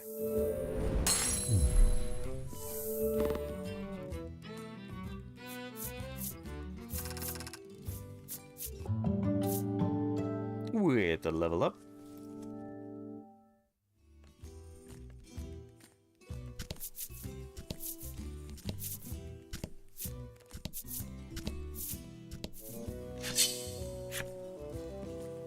We're almost back to the village. We'll just do a quick rest at the inn. Actually, I should probably save the game. I haven't saved the game, I don't think, since we started.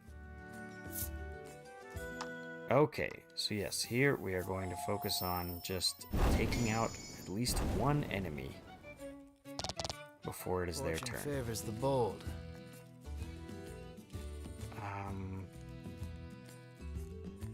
Alright, I'm gonna risk it and say that when I cast light damage on everyone, that it does at least 5 to that guy.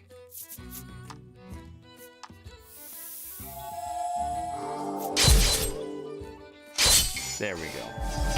Did we take out the other guy too? Excellent. Excellent. That's right.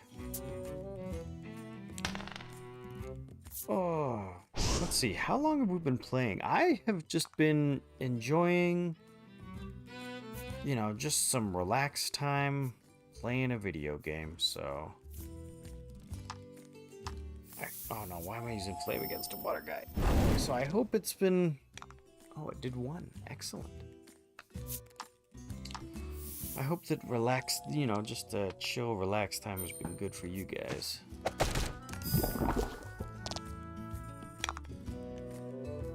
I have been working on a few YouTube videos while I was out boating. I did mostly scripts because I couldn't record or anything while I was out.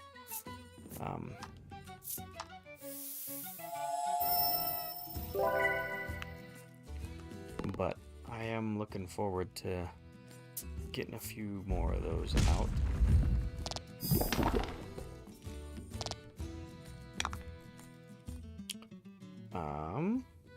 Well, Flame did 1. Let's do Flame again. Ooh, we got 2. That was lucky. Yeah. We'll do Poison Arrow. Yes, we got Poison.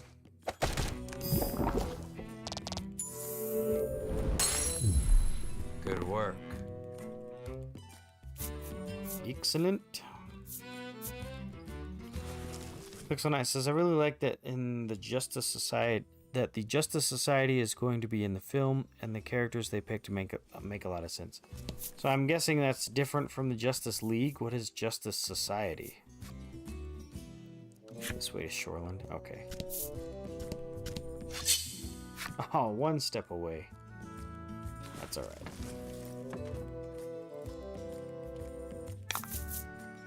Oh, again, I need to save the game. I really need to remember that.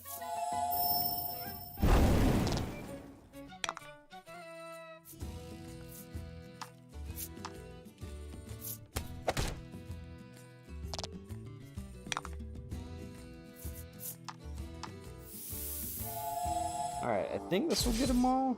Maybe. Oh, well, if we get the critical. Perfecto.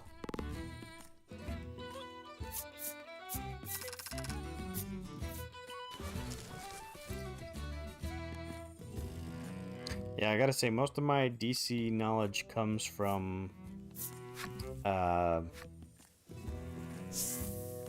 Batman the Animated Series, Superman the Animated Series, the Justice League of the 90s, and Any travelers with magical little critters can stay for free. The innkeeper. It appears the headman's long-standing pronouncement on the welcoming of all magical creatures also applies to you and your party.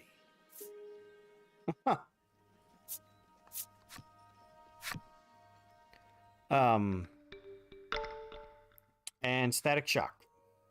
The party leaves the inn feeling rested.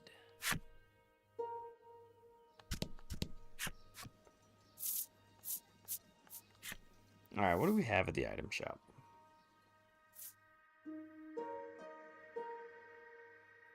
Ooh, that bomb is actually more useful now. 2 wind damage.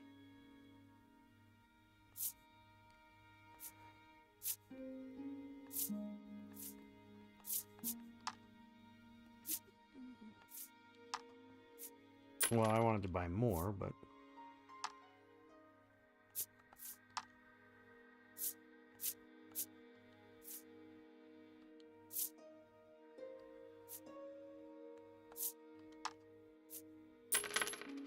All right.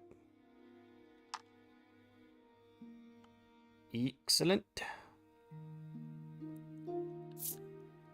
Yeah, I need to be using more items like that.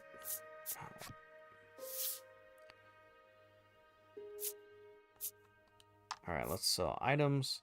Now, a lot of these curative ones we haven't been using. We have a spell for curing. Pixelnight says Dr. Fate and Hawkman are connected to Egypt Atom Smasher. Went with Black Adam and he went rogue once Cyclone was a part of the team when Black Adam was a part of it. The Justice League Society was basically the original Justice League. They are the first superhero team ever made. They are from mostly Golden Age 40s and 50s comic book heroes. Oh, okay.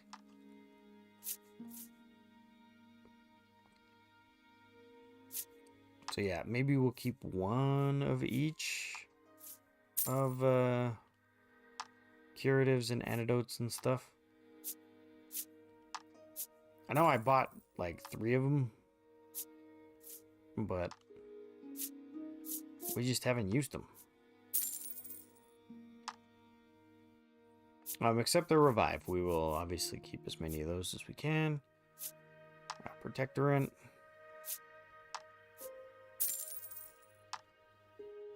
Soothstone, oil pot, and torch. Okay. Alright. Basically, they are old guys who could still kick butt. Alright, we'll go over to the apothecary and grab some items there. Some curatives.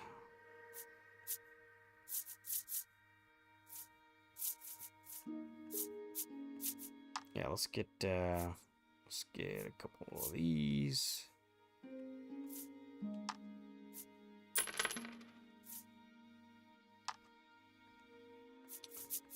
And then some quality solve. Let's get a handful of these. All right, there we go. All right, let's head back to the next village.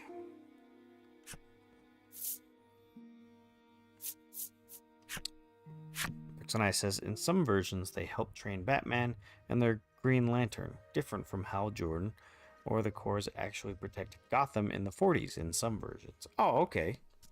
Wait, Gotham was a thing? No. Okay, I was going to say, Gotham was a thing. Gotham wasn't a thing before Batman. Gotham was created with Batman. Yeah, Pixel9, did you watch that Batman show that's supposed to take place before Bruce Wayne? What was it called? Was it called Gotham? Maybe it was called Gotham.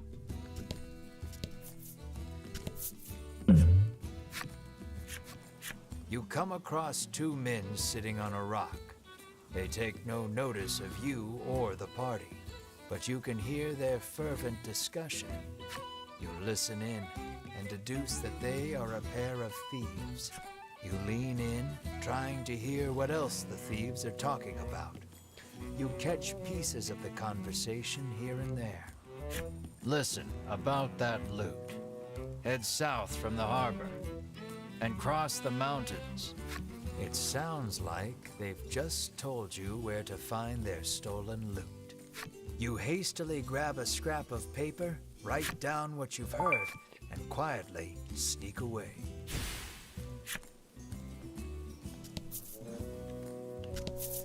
Oh, saving. Oh, dang it. Right when I remember.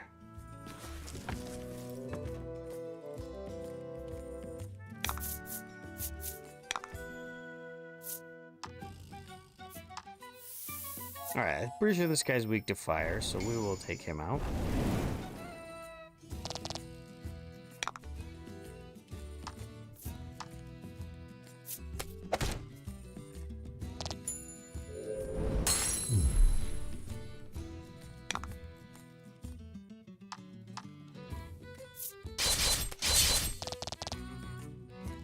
You mean Gotham? I haven't watched it since I would prefer the actual Batman show. Alright.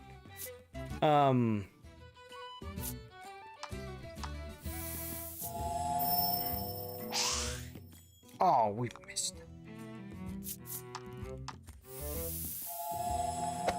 Yeah, I know for me on occasion, having, you know, like a sideshow about the surrounding characters is interesting from time to time. Because, yeah, I think the main character of Gotham was like Commissioner Gordon, and it was how Gotham got to. It was like the origin of all the villains of Gotham, and I was like, that's a cool idea. Shockwave. Ooh, inflict paralysis.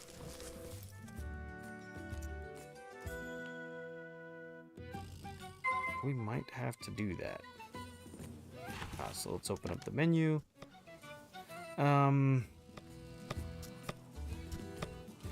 Skills.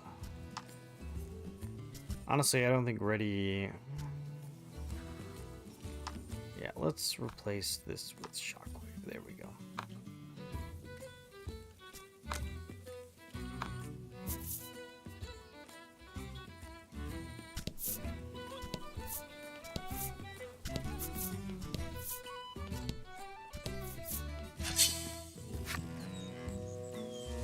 Barren Harbor. Let's see what's there.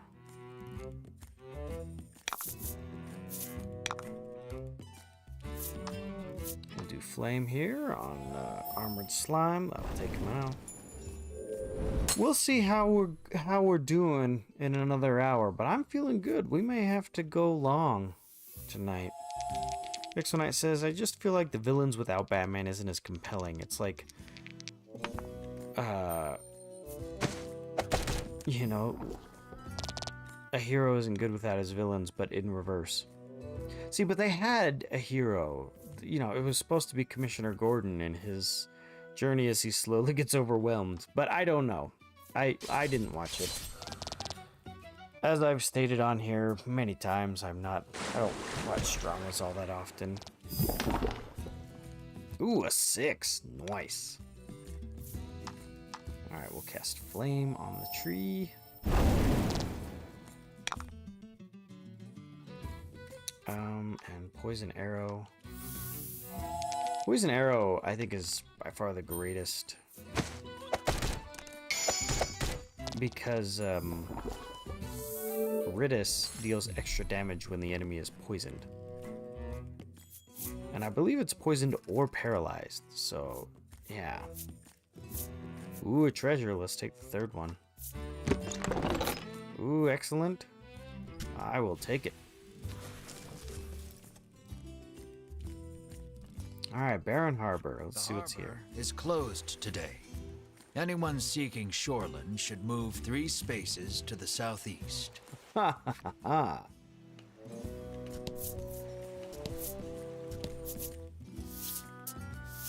Look, you two, it's the sea, Ridis exclaims, frolicking in glee. You, on the other hand, trudge along as far as you can from the coast, ignoring the hair sticking to your forehead.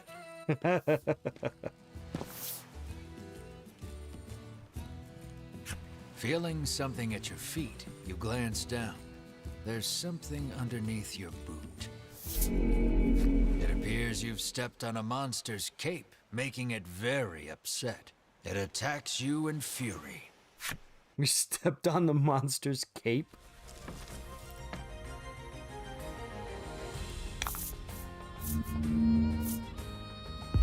Ooh. Very regal monsters. Alright, let's see what we get.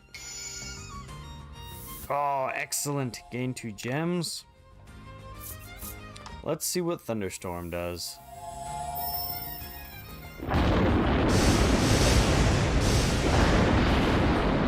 Ooh, these guys are gonna be tough. Alright, let's do Poison Arrow. Ah, didn't inflict the poison.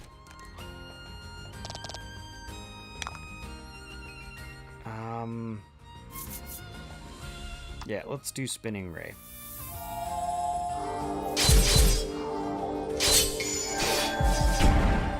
We are getting... I feel like we're getting pretty lucky with the critical hits. Ouch. Ouch. Oh, I'm against that.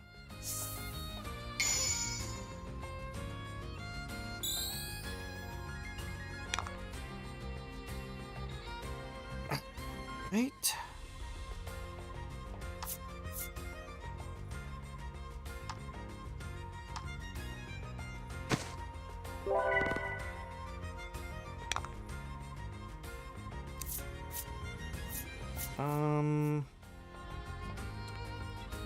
Yeah, let's do Shockwave.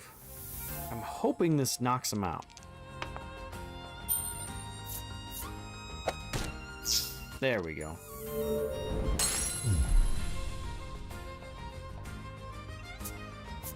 Alright, hopefully, yeah, this will give me time to revive. Oh, everyone is going to be on point. Okay. Inspire Elixir.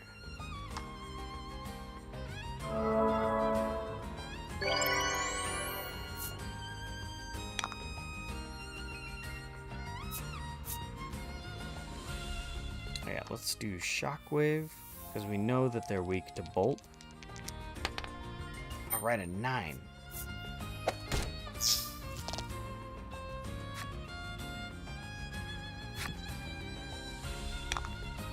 Oh, perfect.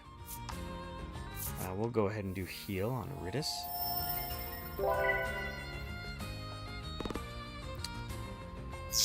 It's like a Mega Man show about Dr. Light dealing with robot masters instead of Mega Man. Pixel says, I don't mind stories about other characters in Gotham, but I feel like a whole series about it, with barely any Batman, isn't as compelling. The CW shows have this thing where they want to make a Batman show, but they can't, so they give Batman's character traits to other characters. Now, I know that they have, what was it, Batgirl, Batwoman? I know that's been kind of a thing. Alright, we'll do Charge Spell, because we only have one enemy and he's paralyzed. Then we'll go for Shockwave, and this should take him out. I think the last one did like 15. Yeah. Congrats.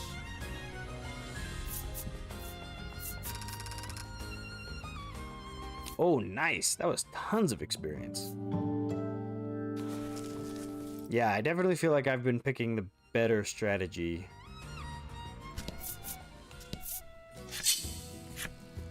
When taking out enemies. My brother, Jared, sometimes he's in chat as White Knight, and he was watching Arrow for a while. He was a big fan of that show. He watched it for like 3 seasons, but then fell off. That was lucky. Yeah. Loose arrow. Hopefully this does enough. Nope. 1 off.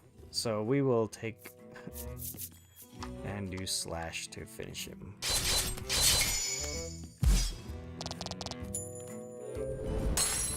Nice Okay. work.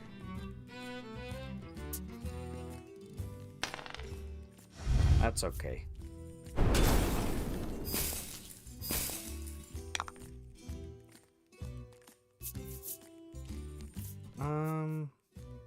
No, let's do Thunderstorm. Oh, Batwoman. Pixel says, we don't talk about Batwoman and Batman murdering the Joker in that and saying, it's okay if you killed someone, Batman. Or it's okay if you killed someone, Batman did too. Wait, did I miss something? We're going to talk about Batwoman and Batman murdering the Joker in that. Oh, in Batwoman? I need to watch more Arrow. It was pretty good, but I still feel like it was just Batman. Oh, did we do 6 with Melanie? Nice!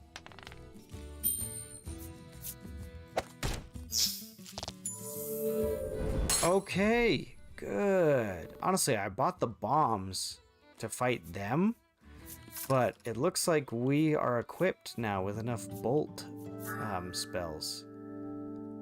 Alright. Heroic Hunch. Lightning proof.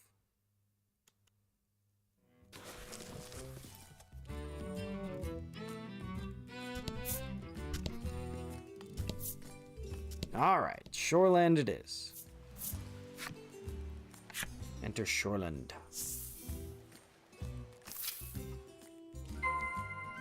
Find the nutritionist residing in Shoreland. I gotta say, the music for this game is on point.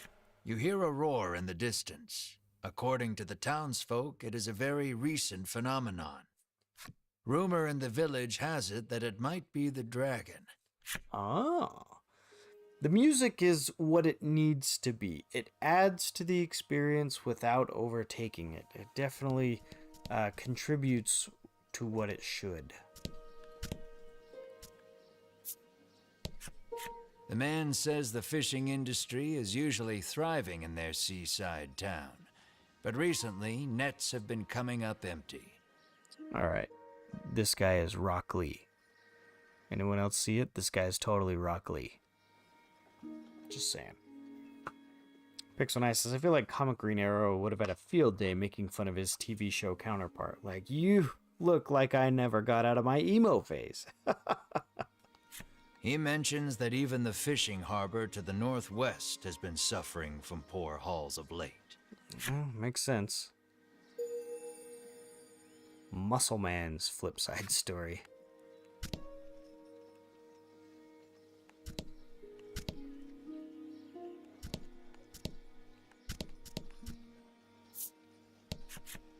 A troubled woman tells you that there has been a rise in thefts lately. She speculates the recession to be the cause. She claims that even the cold medicine she always has on hand has disappeared. She narrows her eyes at the crowd, suspecting there is a thief among them, and offers a reward for the return of the medicine. Your ears perk up at the word reward, and you immediately agree to help expose the dirty thief.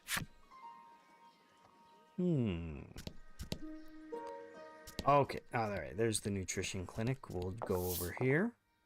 The sign on the door reads, The Great Nutritionist Oreo. Oreo? You open the door without knocking. Is anyone home, you call? A Whoa! muscular man emerges from the back. That guy has not been eating a lot of Oreos.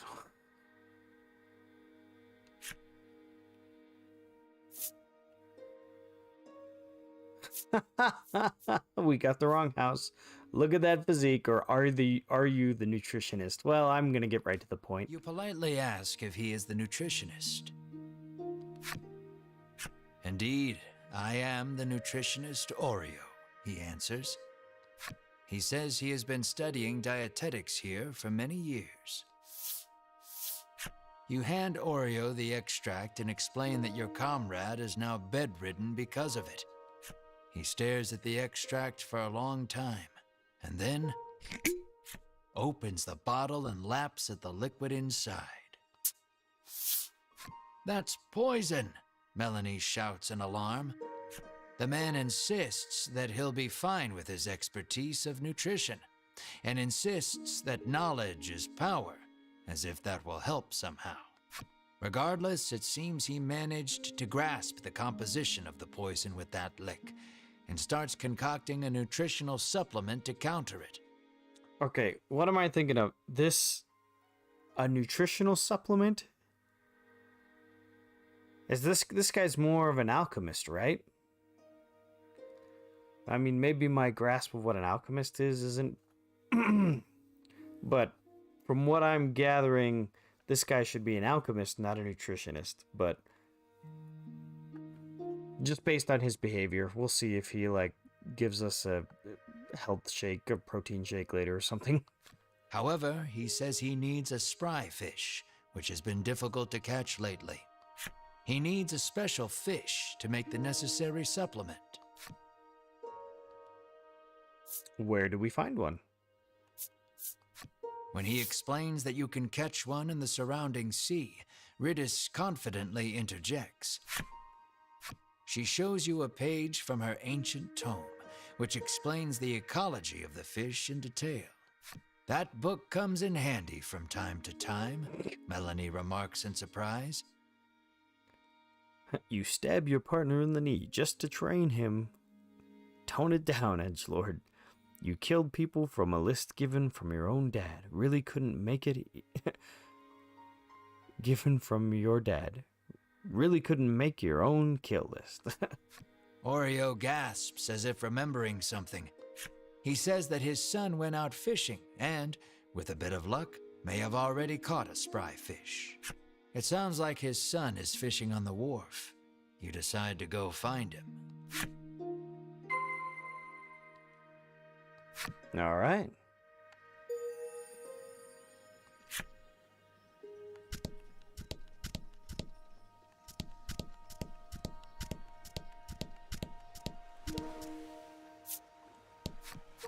I can feel the dragon's presence. I must inform Lady Winifred, the knight mutters. You feel impatient, determined not to let the order beat you to it. My prediction is that we are going to get to the dragon, slay the dragon, and then the Ivory Order is going to come and take credit for it.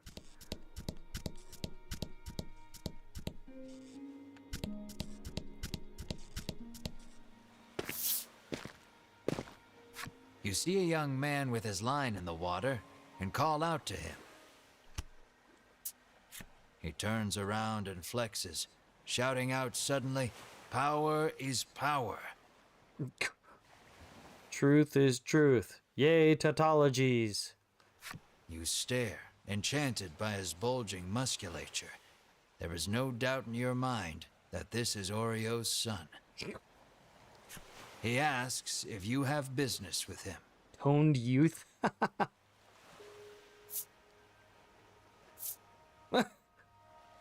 All right. Praising his musculature seems to have put him in high spirits. Anyone can achieve a body like this with the proper exercise, he explains. So why don't we cast our needless garments aside and train together? Have mercy, you think, then immediately change the subject.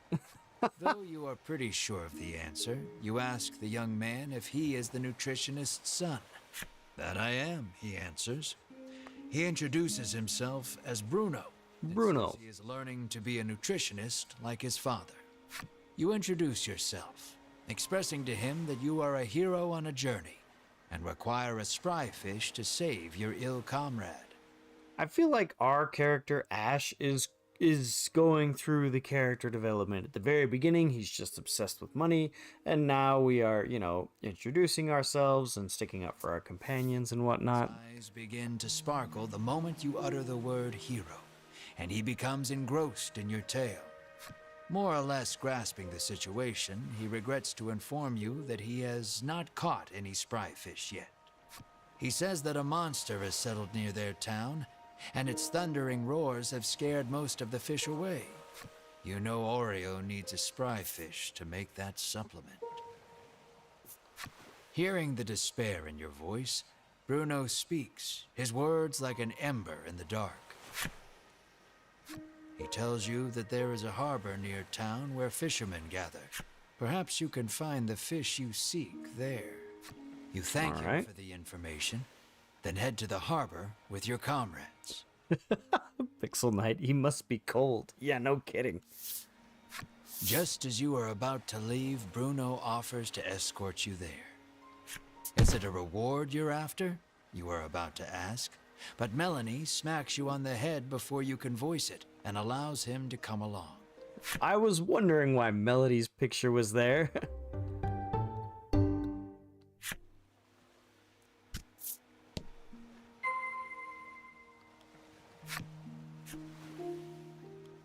Yeah, let's set up the party. Let's see what Bruno has to offer.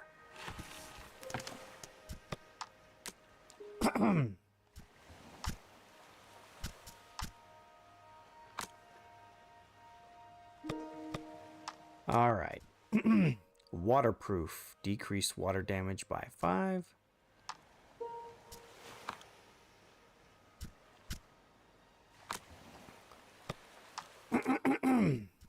Alright, what skills do we have? Chop, attack herb,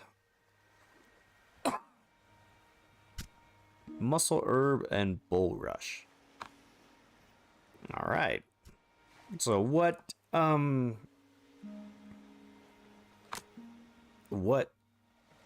job or class or archetype would Bruno be? I guess just your straight up warrior. You approach a woman sneaking around in a corner of town. Hearing your voice, she turns in surprise. You see a vial of cold medicine clutched in her hands. Buy it from her. You explain that the person she stole it from needs it back. The woman begins to explain her own situation with downcast eyes. My poor little boy is bedridden, she says tearfully. He needs medicine, but I don't have any money, so I took it.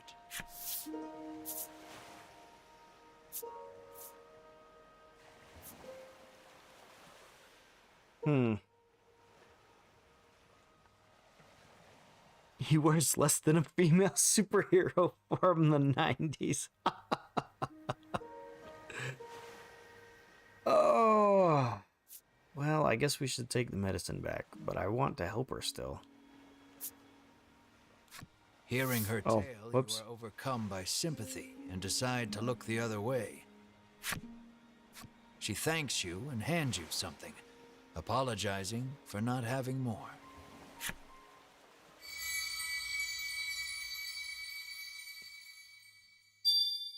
Six. Medicine in hand, the woman leaves quickly. Now then, what to tell the other lady? Okay.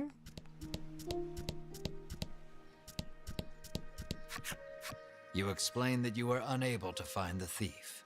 Clearly saddened by the news, she explains that she keeps the medicine on hand for her husband, who gets sick quite easily. She laments that she may not have the money to buy more. Unsure if you made the right choice, you return to your journey with a heavy heart. Okay.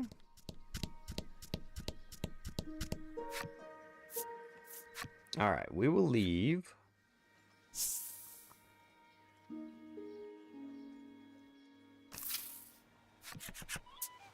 Bruno looks ecstatic that he was allowed to join your party. Yeah, he did perk up when we explained that we were heroes. He tells you that his dream is to be an adventurer and has thus been training every day. But his father, famed in the world of nutrition, forced him into following in his footsteps. Nutrition. One desires strength, the other knowledge. Unable to see eye to eye, the two fight nearly every day. Pixel Knight says, I feel like she might be lying.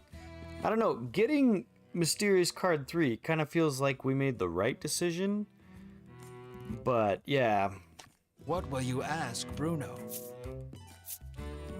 How are you with a sword? Or if you got something against armor. Curious about his attire, you ask why he does not wear armor.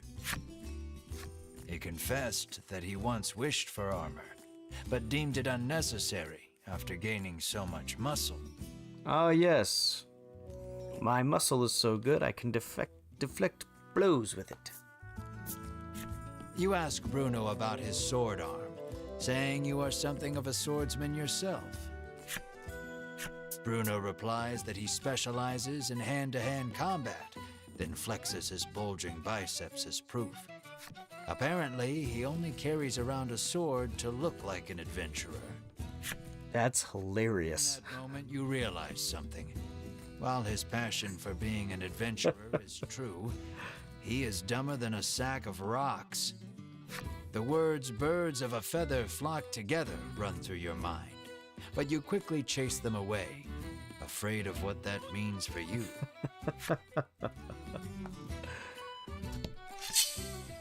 Ah, one step out of town and an enemy appears. All right, Bruno, let's see what you got.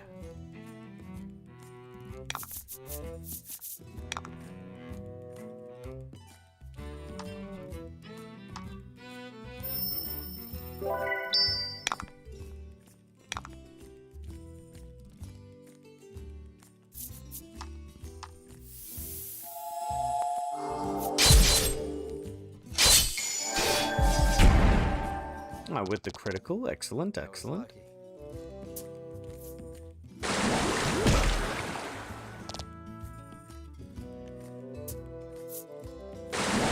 Oh, Bruno is slow. This is going to be the wrong strategy, having Bruno in the party.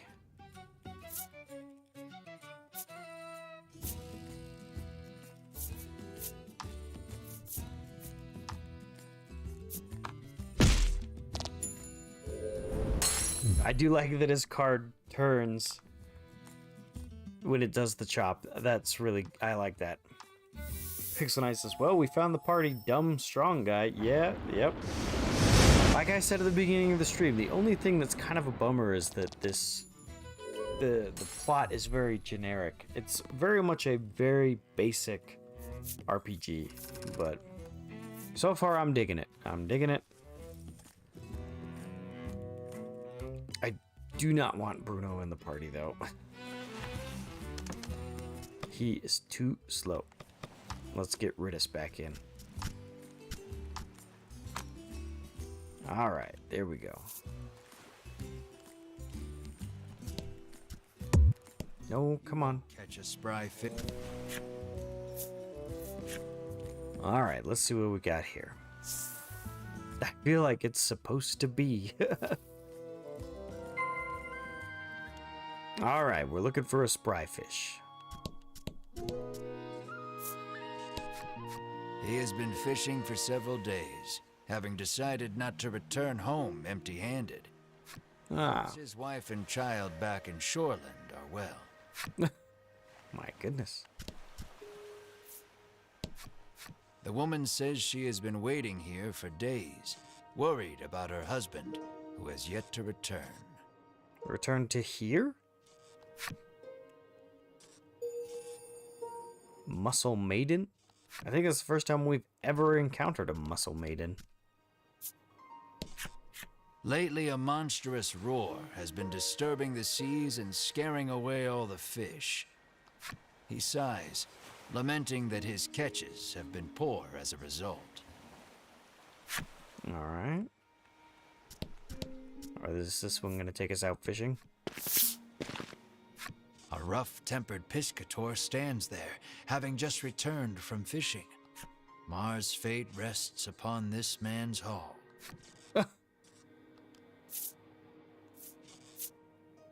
These are the same question. Terrible, he says, showing you the few fish he's caught. Inside, you see a spry fish, Bruno shouts. You ask him if you can have the spry fish, but he says he won't give it up for free.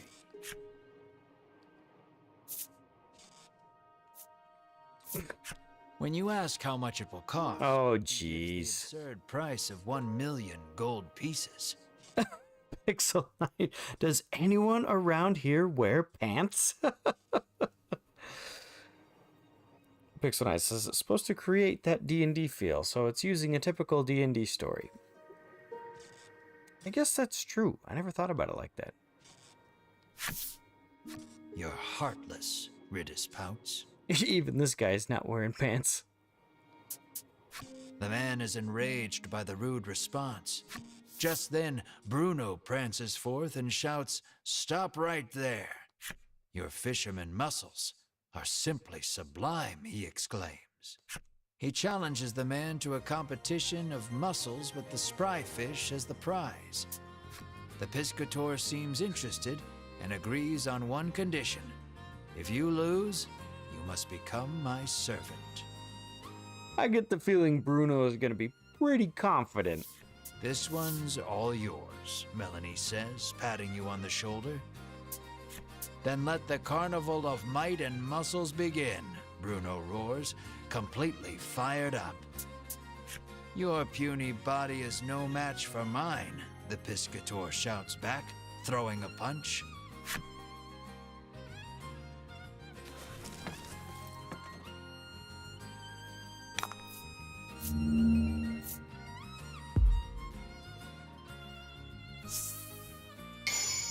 Alright, so he's got a higher defense and health, but I have a higher attack stat.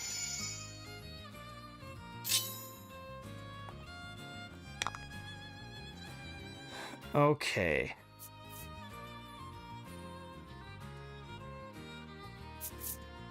Alright, let's start with a chop. Let's see what we've got here. A battle of beefiness. Sea shanty.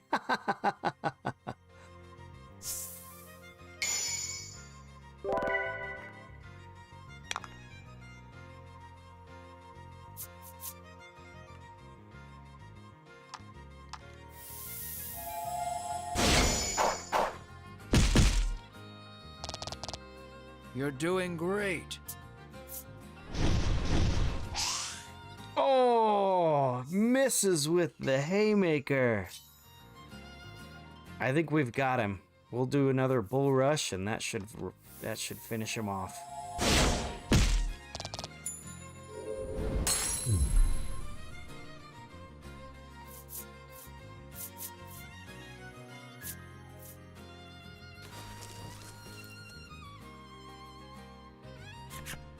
His victory sealed, Bruno strikes a glorious pose and shouts out, "Witness the power of power."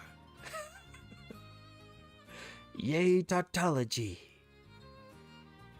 I'm starting to like Bruno, even if the way he dresses would make Emma Frost blush. Defeated, the Piscator hands over the spry fish to Bruno. Bruno extends a hand to the Piscator, who has fallen to his knees. With a serene smile, he takes the offered hand. An unspoken friendship begins to form between the two. Or at least, you hope that's what the prolonged silence between them means.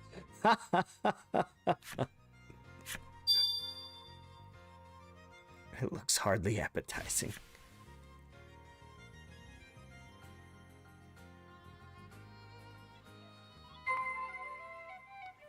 All right, let's head back to the nutritionist, Oreo.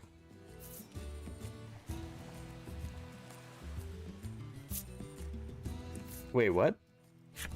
Did we get him on our party too, or did Bruno leave? Oh, okay.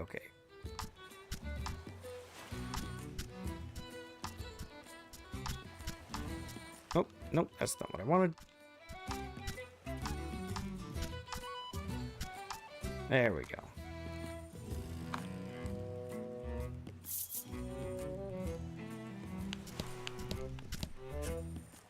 Enter Shoreland. Yes.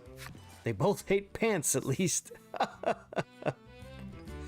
Hey, you're right. Nobody around here wears The pants. spry fish in hand, you head back towards Oreo's clinic.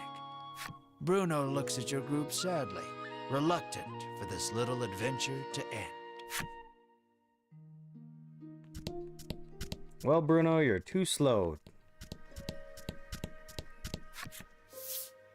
You hand the fish to Oreo and ask him to make you the supplement.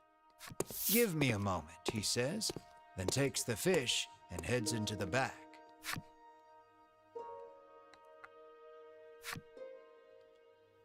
1 hour later. "It's ready," he says, emerging from his room and handing you a bottle. Energy concentrate acquired. And it flushes out monster poison. Excellent, Hope thank this you. will Get Mar back on his feet. You need to get back to Unionville on the double. But before that,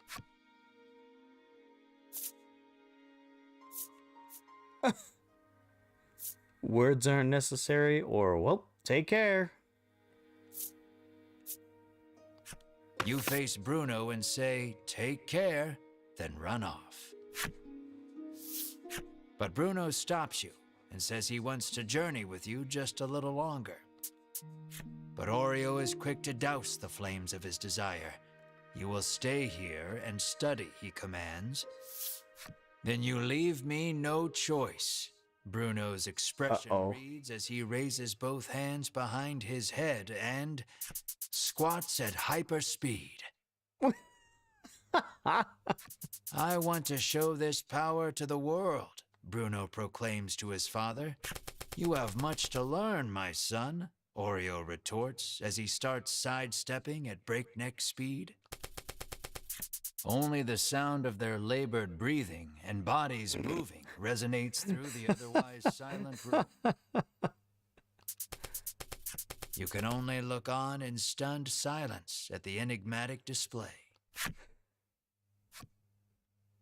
30 minutes later. Again, this is one of those, since everything is represented with a card, they can just move the cards around and you can visualize what's going on. It very much reminds me of how sprite work required the player to kind of fill in the gaps as far as how the sprites, how the characters should look, even though we only had sprites. Bruno falls to his knees, panting. This is my limit. You have grown, my son, Oreo says, looking no worse for wear. So are you coming with us or not? Melanie interjects, ever the blunt one. Only our muscles know the answer, comes Bruno's cryptic reply. I don't get it, Ridis remarks frankly. On the condition that he study nutrition upon his return, Bruno is allowed to go with you for just a little while longer. You realize that these two have a very special way of talking that no one else can understand. All right, let's go save Mar. Pixel says, I am really liking Bruno. Yeah, at least he's not... Hearing yet another roar in the distance, you realize you need to get the supplement to Mar so you can investigate the sound together. Yeah, at least he's not the, Disney Channel dumb as a bag of rocks character where he just goes around and says stupid things. He has a personality. He has a way of navigating and communicating. Ridis is also not very smart. She's just not very smart in a different way. She's very gullible and is easily taken advantage of. So... And fight.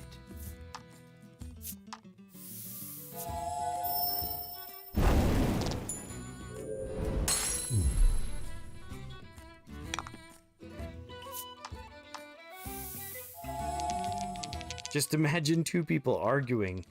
Squatting at intense speed with one sidestepping is hilarious. Yeah, exactly. But I'm guessing that animating that would be just, very far out of this game's budget.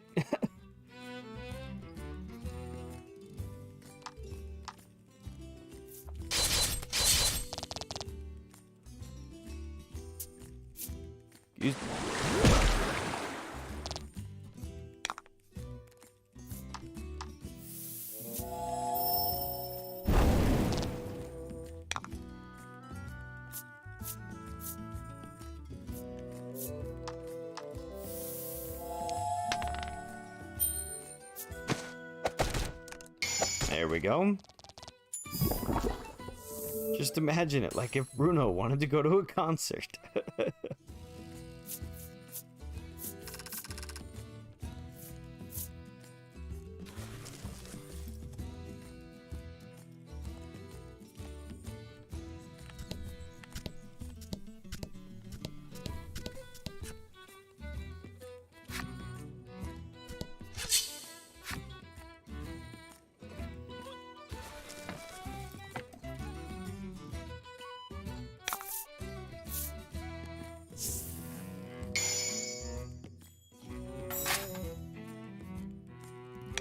Oh, I didn't want that. Oh well. I think the little goblin guy is also weak to flame.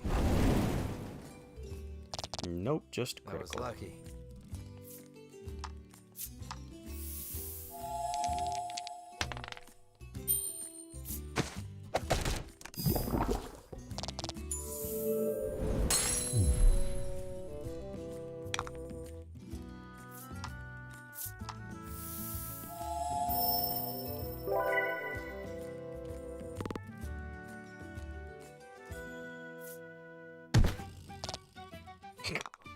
A 1. Poor armored slime.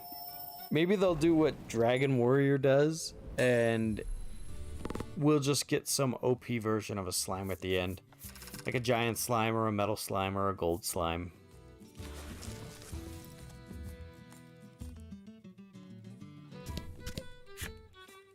Alright, here we go. To Unionville, to the inn.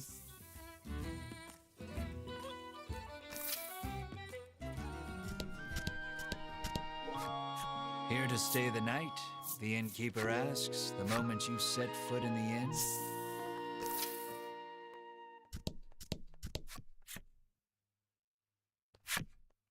She says the same thing as last time. All right. Mar lies listlessly upon the bed, looking somewhat haggard. You help Mar sit up. Drink this, Mar, you say to him gently.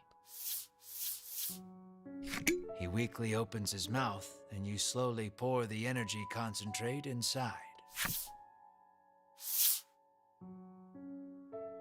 Our party is growing.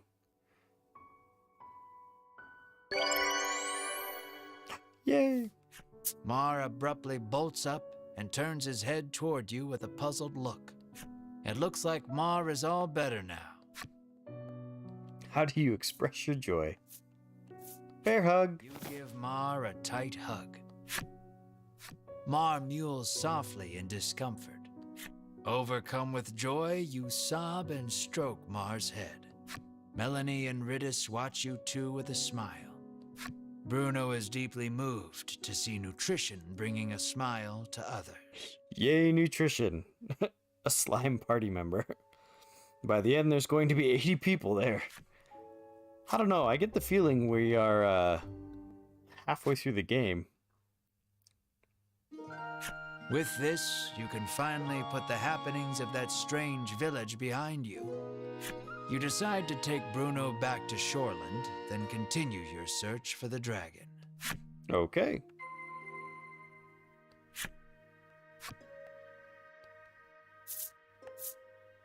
No, our party's good. Wait a minute. Is Mr. Flobby back? Who is this? The girl sighs. You're dirty again, she says, wiping a slime's mouth. Mr. Flobby, you're alive, you exclaim in glee.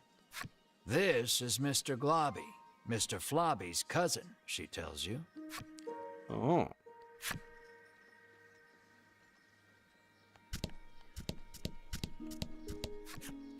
Lappy seems pretty disappointed about promising Melanie not to go with you to slay the dragon. We'll be back to play with you before you know it, says Melanie, patting Lappy consolingly.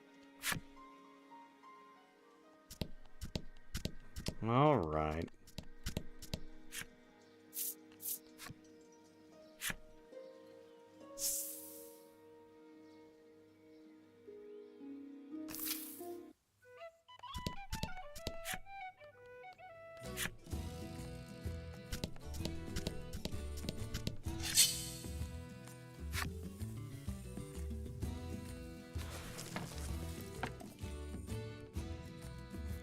Well, I apologize. We have kind of hit that part of the stream where I've run out of topics to bring up and discuss, but I'm still very much enjoying the game, so we will see where this takes us. Pixel Knight says, yay, Mara's alright. Wait a minute, she knew Mr. Flobby was going to get eaten, didn't she? Quick, take Mr. Globby with us. I don't know. But yeah, definitely not my favorite town.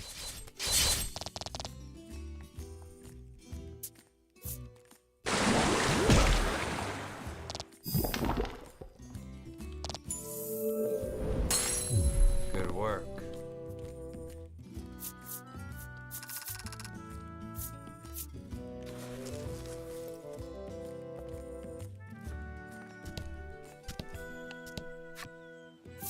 Nope.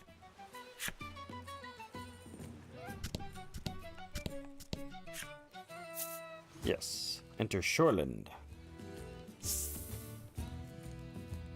Cause yeah, I'll admit, when I saw that slime tile was back where Mr. Globby was, I was like, wait a minute, we gotta check this out.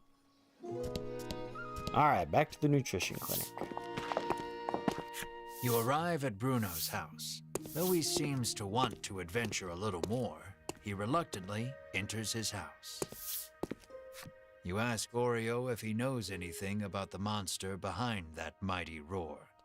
He says that the creature nests atop a tower not far from town. With that, your next destination is decided. Here, you will part ways with these two, but you owe a great deal to the nutritionist and his son. Bruno looks at you, his eyes begging you to let him come along. What will you say?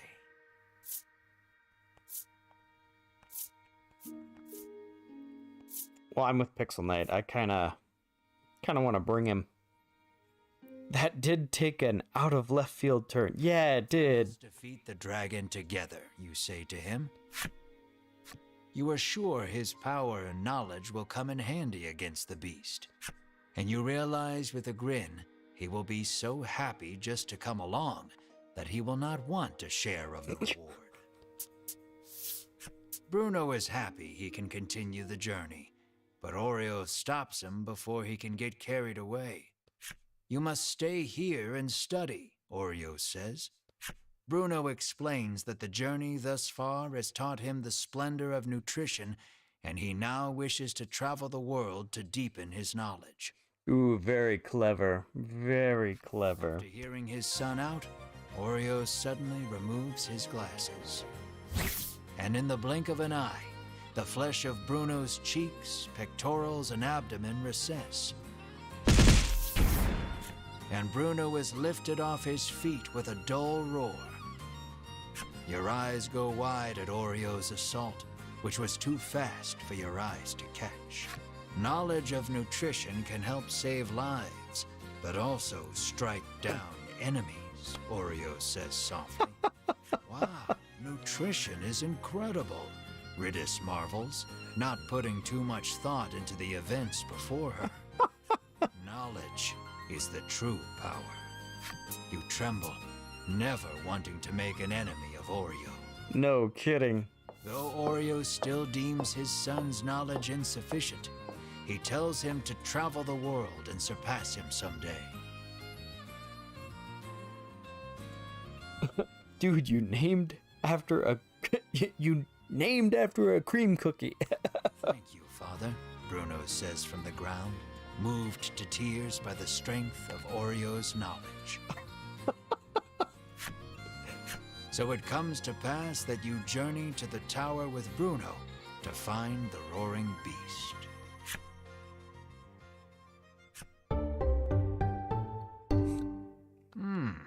Yet another colorful character.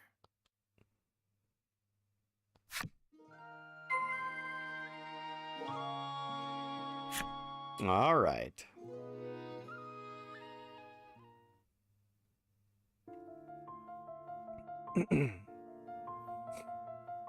In Shoreland, a strapping father and son dedicate themselves to nutrition. The father surpasses his son, claiming knowledge is power. The son resists, claiming power is power. With the aid of both, their exhausted comrade springs back to life. After learning prominent information from the father,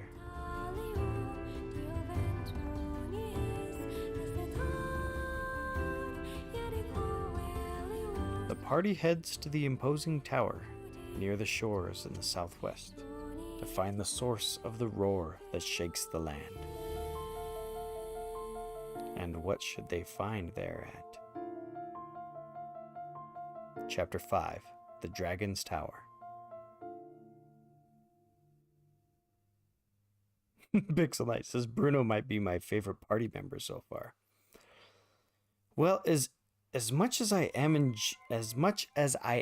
enjoying this, I feel like this just might be a good place to end. I'll tell you what I'm gonna do. I want to see if there's another town in between here and the Dragon's Tower.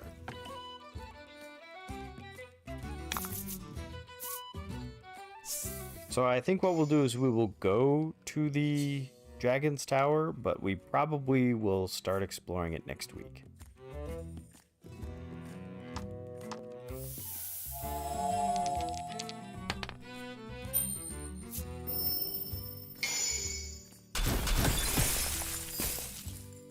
Bam!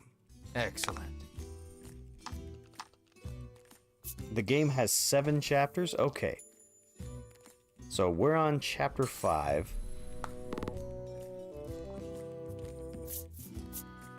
So that means we got 1, maybe 2 more streams out of this game.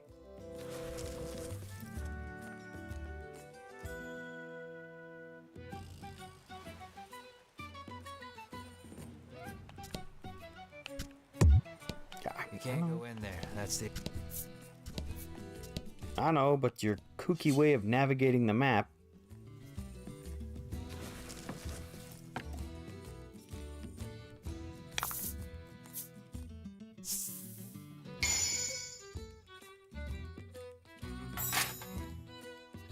So we're nearing the end. I might go and pick this up. Now, the sequel to this game is already out on the Switch, as Napsy pointed out last time.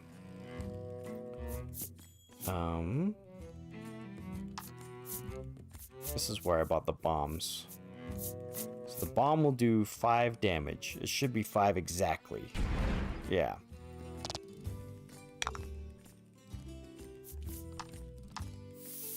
And hopefully this will do the other 5.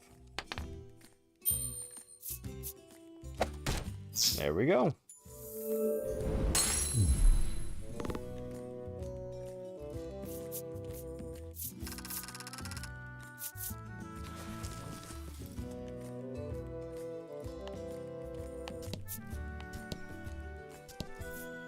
So yeah, PixelNet, if you like this game, if you stay till the end and see the ending, then maybe you want to go get the sequel and play that one ahead of me.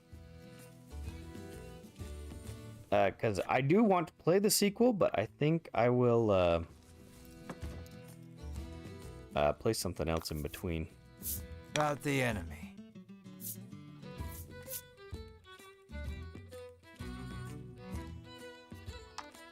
So yeah, let's do Flame here. So after this, back to Final Fantasy VI. Maybe, yeah, maybe we do that.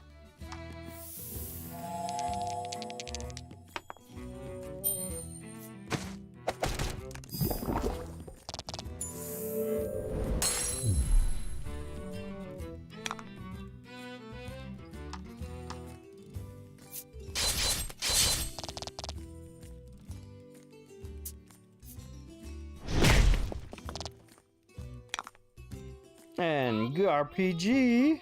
Don't worry, we will defend you. What's up, Gar?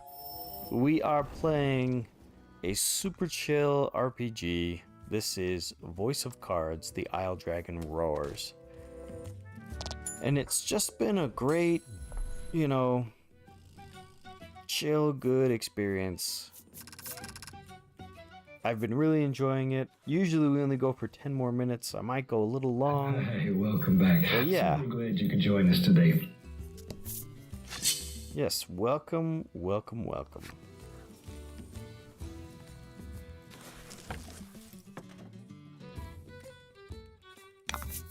But yeah, what were you streaming, Gar? We'll do Flame. Welcome, Raiders. Refreshments are on the table. You might get lucky and roll a natural 20.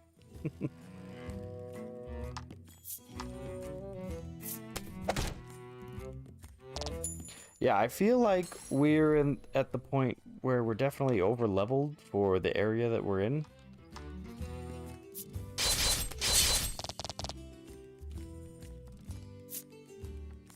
So I kind of feel like there should be an armory or something where we can buy the next set of armor.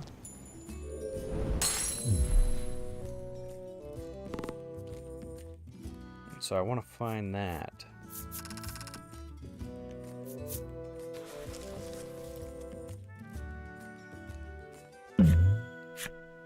You pick up a scrap of paper dropped by some manner of monster.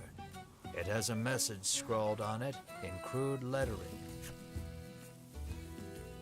Clearly, whoever dropped this message did not want to forget where the stolen treasure is hidden. You stash the scrap of paper in your pack and resolve to keep an eye out for the treasure on your travels. Very well.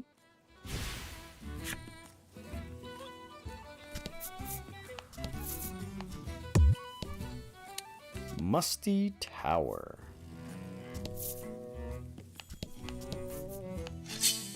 Alright, so yeah, let's explore the rest of the world map.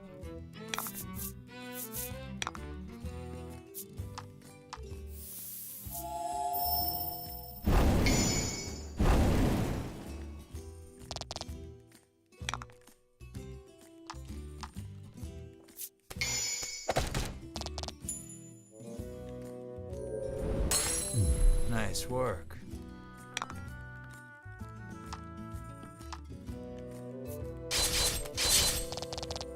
Oh, I should probably cast heal instead, but...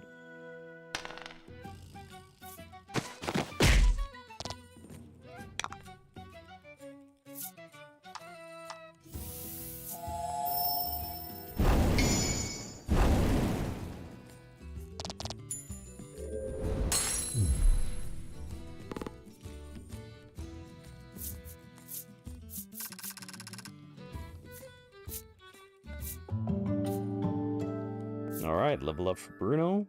Gains Invincible. Well, that makes sense.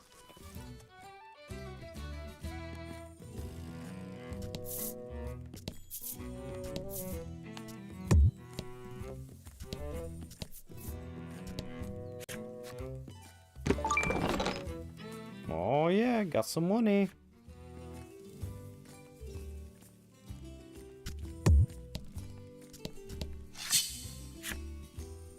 Alright, let's go into the tower and just see if anything is there. Daddy. Oh, what's up? Don't worry, we will defend you. We got Art of Mana rating.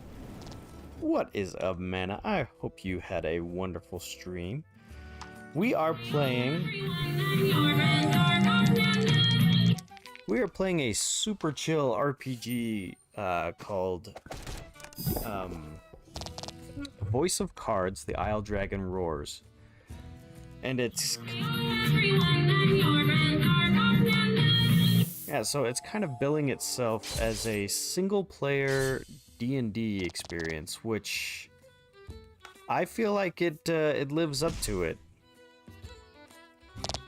So, it's very chill and relaxing, and it seems to be just hitting the spot for me when it comes to just a summer relaxing game. Alright, we'll go here. But yeah, what were you streaming? How did it go? Hello, Dash Magnum. I see you there. Welcome, welcome. Alright, well, I guess we better cast heal on here. Artemis says, I'd actually heard of this game, but I wasn't so sure. It actually looks a lot more interesting than I expected. Really glad you could join us today. Pixel Knight says, welcome, Raiders. Refreshments are on the table. Be careful and don't roll a natural 1. Oh, the tree guy healed while I wasn't looking. We'll get him here. Also, last weekend I picked up Magic again. Are we talking Magic the Gathering, the trading card game? Or a different kind of Magic? We'll just go for... yeah, we'll go for Slash here.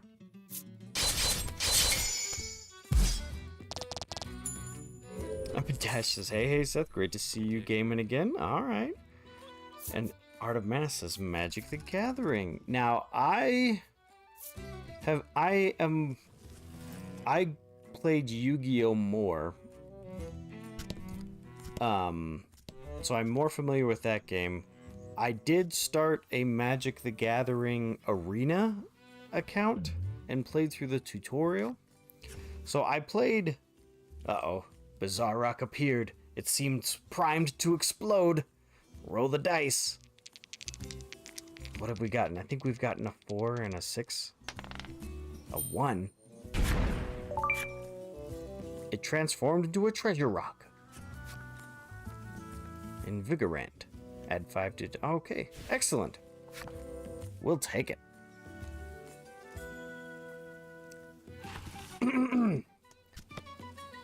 Pixel Knight goes, darn. Mana isn't secretly Gandalf. So yeah, I played Magic a little bit like right out of high school. And I haven't picked up physical cards in a while. But yeah, Magic the Gathering Online, something that actually I know you're familiar with. Napsy Does Things. He is one that keeps trying to nudge me into it, saying, "Hey, you know, let's get some Magic going."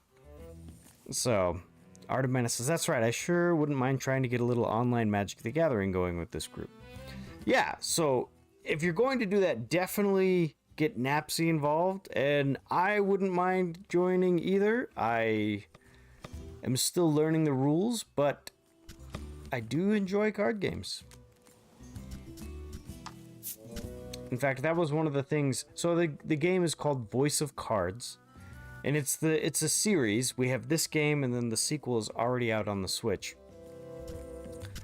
And so yeah, we have one voiced character, which is the game master, and then we have everything is rendered as cards. The characters, the field, the world. So yeah.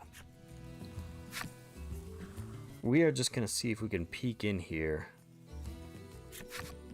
We have finally arrived at the Tower of Legend. Is everyone ready? You ask with a posed look.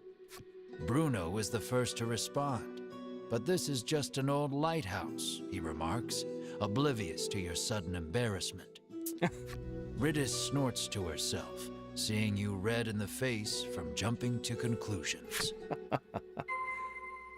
Enter the tower in the search for the dragon. Okay, so we are going to go back to the previous town and upgrade all of our equipment.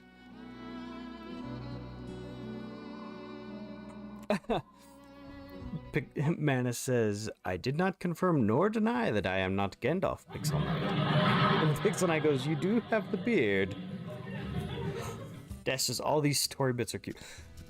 So earlier in the stream, I was saying the one thing that has been a little underwhelming for me has been the plot. It is your basic RPG plot. You have a party of adventurers that come together with the collective ambition of defeating the dragon, which is terrifying the people. There is a collective rival group that we have been encountering along our way.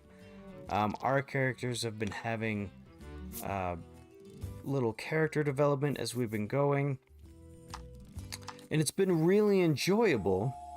But honestly, the things that are keeping me engaged with it are the moments of humor, which we have gotten quite a few of. They are very good. And just how, you know, it's, how do I explain it? Kind of the way I did before. It's very, I've described it as a chill game, but if you're familiar with older RPGs, this just slots right in as that comfort food, comfortable way to go about it.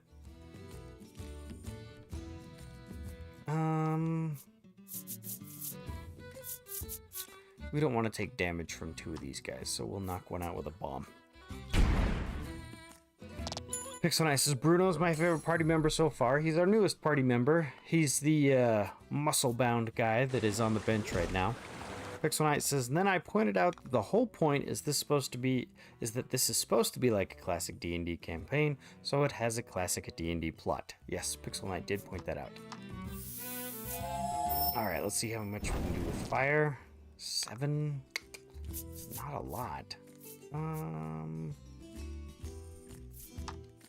I'll try poison arrow. Maybe we can get poison. Alright, good. We got poison there. Okay, good. And then we will use another bomb. That'll get him down to 1, and then the poison will take him out.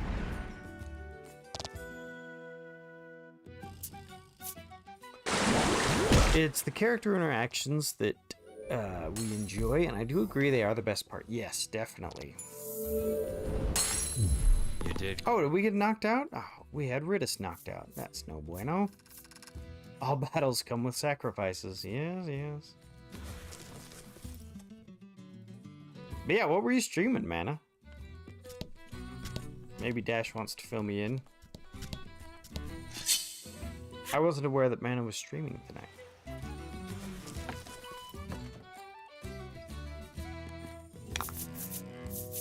Let's do this. Can we run away?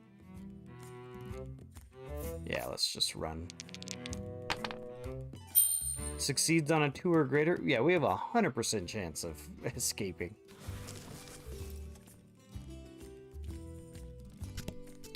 Okay. So yes, we will go to Shoreland. Mana was playing some Fortnite. Hey, And then welcome tomorrow, back. NSO with I'm glad you friends. could join And us you are a today. friend, you are most welcome. Yes, well, I will definitely see if I can make it.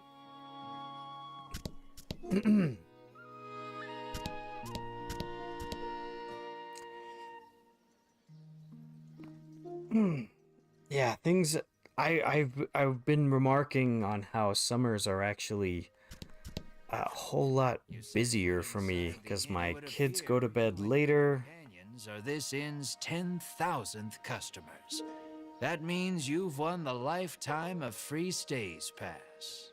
Stuff like this. The game is straining to find an excuse to let us to stay for free. And I think they've done this at most towns, and so we keep getting these kooky interactions that you wouldn't usually find in a game that's taking itself more seriously. And they come off as very appreciative. I appreciate them a lot. But yeah, I'm all for it.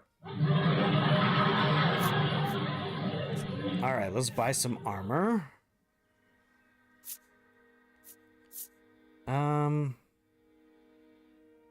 So yeah, it looks like the party is maxed out at 5. I don't think we're going to be getting any new party members, so it looks like this is going to be our lineup.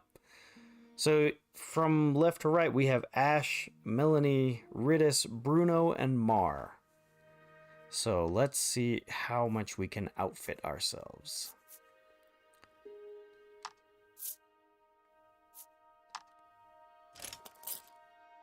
All right, Ash is all set. We pay the money.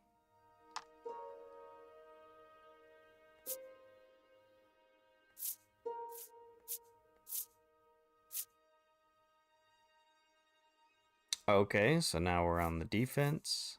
This actually raises my attack as well.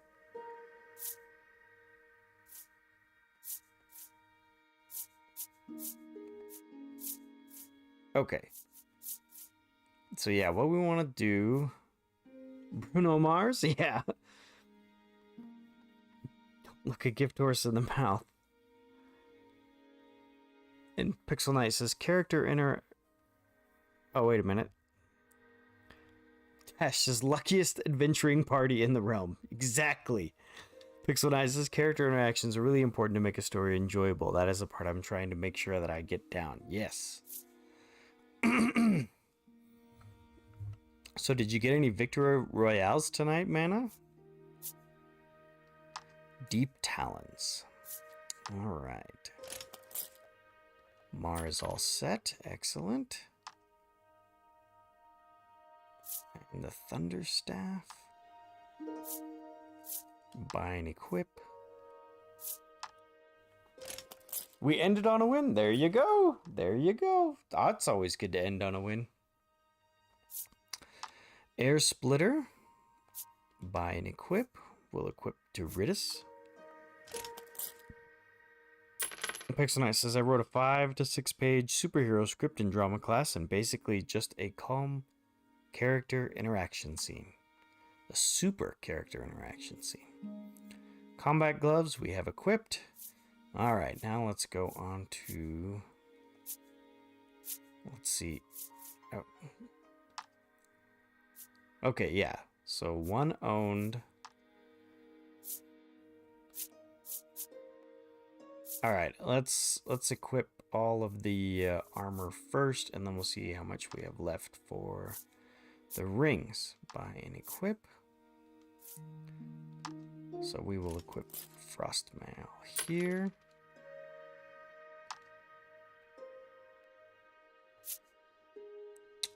And the Knight's Chainmail.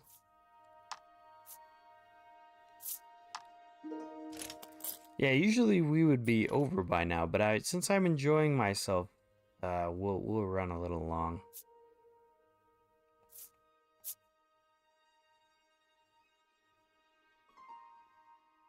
Wait a minute. Oh, okay.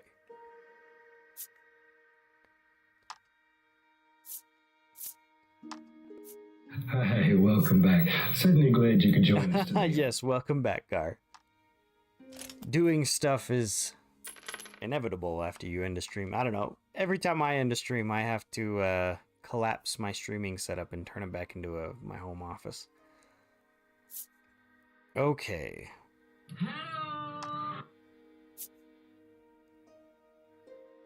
This increases attack, which is interesting.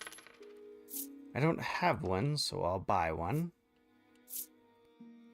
This one increases defense, I think. Yeah, so I don't have this one either, so I'll buy one. Now, yeah, wind, I have lightning. There we go. And then poison, I already have. Okay.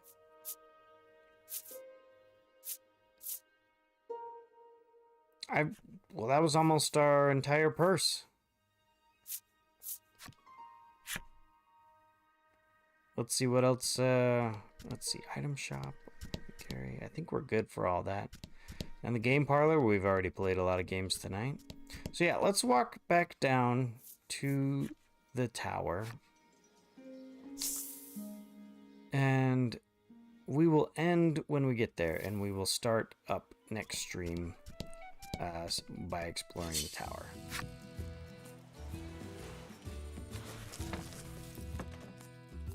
So one of the things I really like is the magic system here. Instead of each character having their own MP, we have a collective gem pool that we pull from.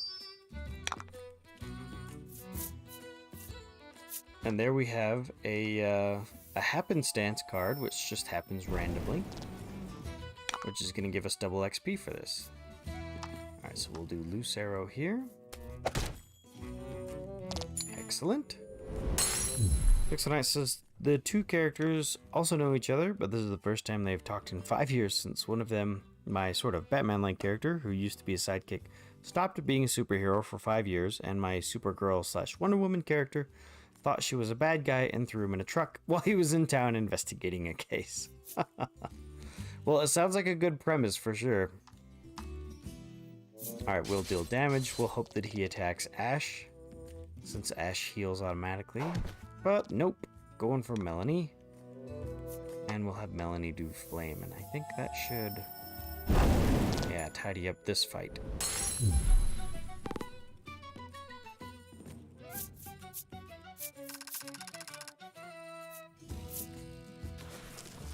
Excellent.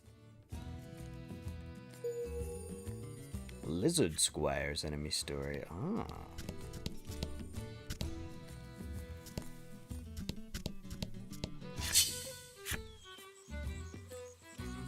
We'll also check the flip side stories that we've gotten before we end. Alright, so we will take out the tree first because the armored slime is not very much of a threat. But it looks like with our new equipment boost, neither is the tree.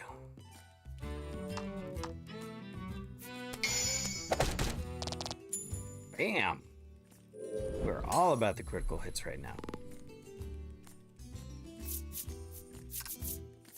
That was a fight for the ages? No, it wasn't.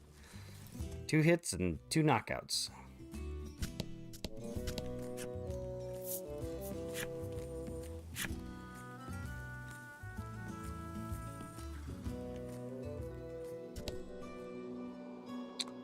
Alright, let's jump into the menu real quick. Go to our collection.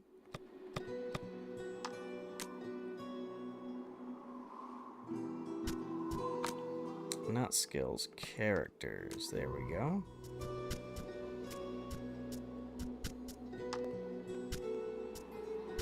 Alright, so today we've met the village headman who we don't like. Traveling gourmand in his younger days, the headman has long been fond of monsters, so much so he founded Unionville, where humans and monsters coexist. Looks don't tell the whole story, even the most inedible looking things can harbor incredible flavors, the headman explains, his table filled with dishes never before seen. And we are not in favor, we ended up not liking him. Now here's one, Vince. Though they share a birthplace, Vince's magical might far outstrips Melanie's. He is now the dragon's stalwart companion and is ever wary of the Ivory Order. So I'll bet you we run into Vince again, and it sounds like he's going to be trying to protect the dragon that we are trying to slay. Then we have the nutritionist Oreo. Oreo develops various supplements at his nutrition clinic in Shoreland, a few of which he even gave to the royal family in lieu of a tax once, or so he claims. He'll tell you men keep nutritional secrets to avoid disclosing his formula, but he'll note that it's nothing like the Ivory Order's medicine. Rumor is, though, that boogers are involved. Goodness. Piscator. This seaman prides himself on his strength and claims none in the village can best him. He trains every day in the hopes of becoming what he calls the ultimate man. Oh, haven't unlocked his yet.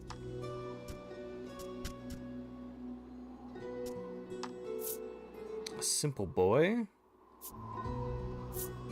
This little boy loves climbing trees. Just you watch. Today he's gonna climb the big tree in the square. The little boy loves his big sister. Today he's gonna climb a tree and have a look-see in his sister's room. Plain girl. Rain patters the window. A picture book lies open. Paper and paint perfume. Tiny fingers turn the page. The book is upside down. No more light in her eyes. Only memories of mother. And a painted rainbow bleeds. And I think Average Man was the last one we had.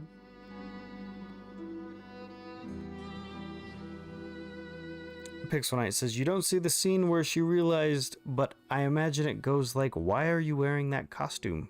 Really, I don't know who you are. Takes off his mask. Oh, sorry, you threw me into a truck. Something like that. I haven't got that part worked out. And yes, Pixel Knight points out we don't like the village headman because he killed Mr. Flobby. Also, no one in Bruno's town wears pants. This is true.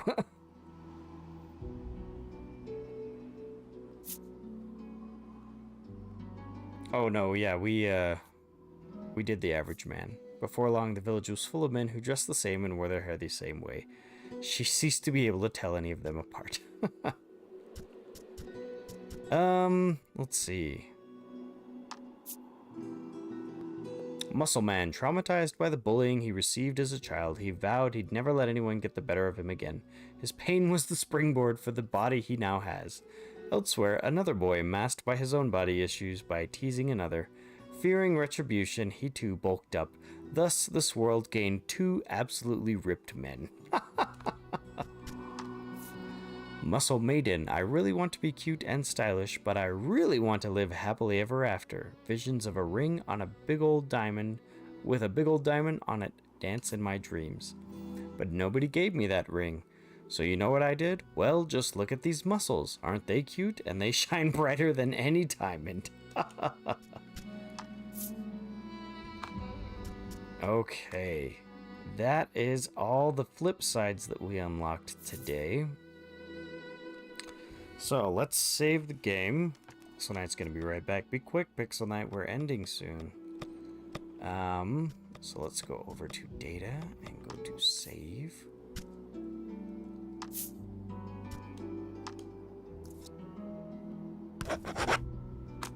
All right, we have saved. So yeah, there's Yu-Gi-Oh! Master Duel. I talked a bit about Soundfall. I tried that game, really enjoyed it. That's one that I'd like to get a crew together to play. And of course, Shredder's Revenge. Now let's see who is on tonight. Let me open up Twitch. We got Madeline Turnip.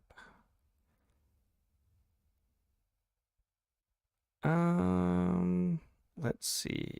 Ooh, Arctic Ica is on. Oh, and he's playing Mega Man 3 with his guitar controller. Ooh, let's see what he's got here. Okay, so yeah, let's go raid Arctic. He's a super cool dude. He's not... I started a little over 3 hours ago. So I always start at the same time. Which is 3 hours and 20 minutes from now.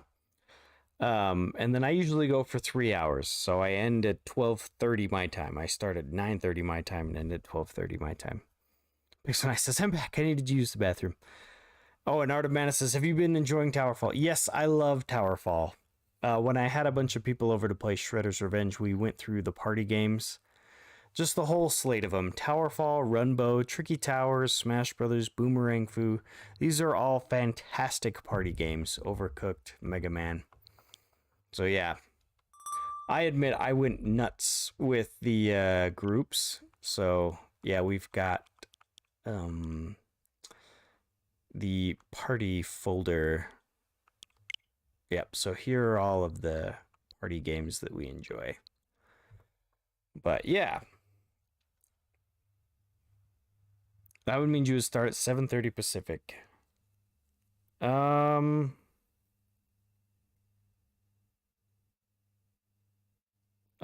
I think it's 8:30 Pacific.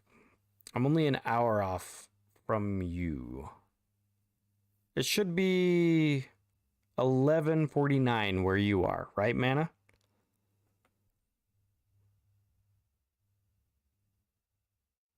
Pixel Knight says, yes, Mega Man, my favorite party game.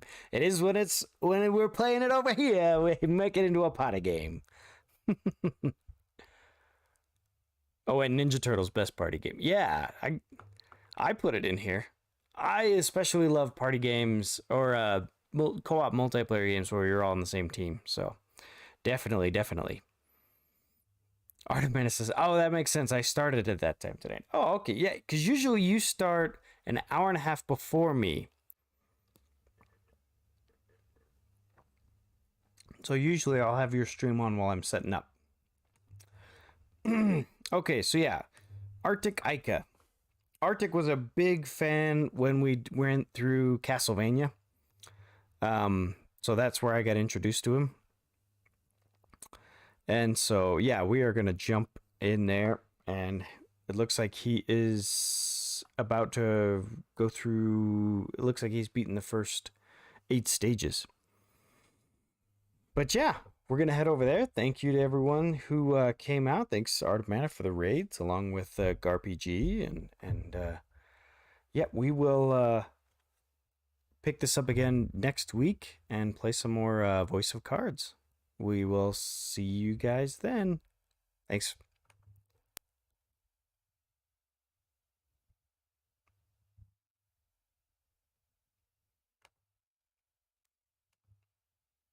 Eyes of energy tanks.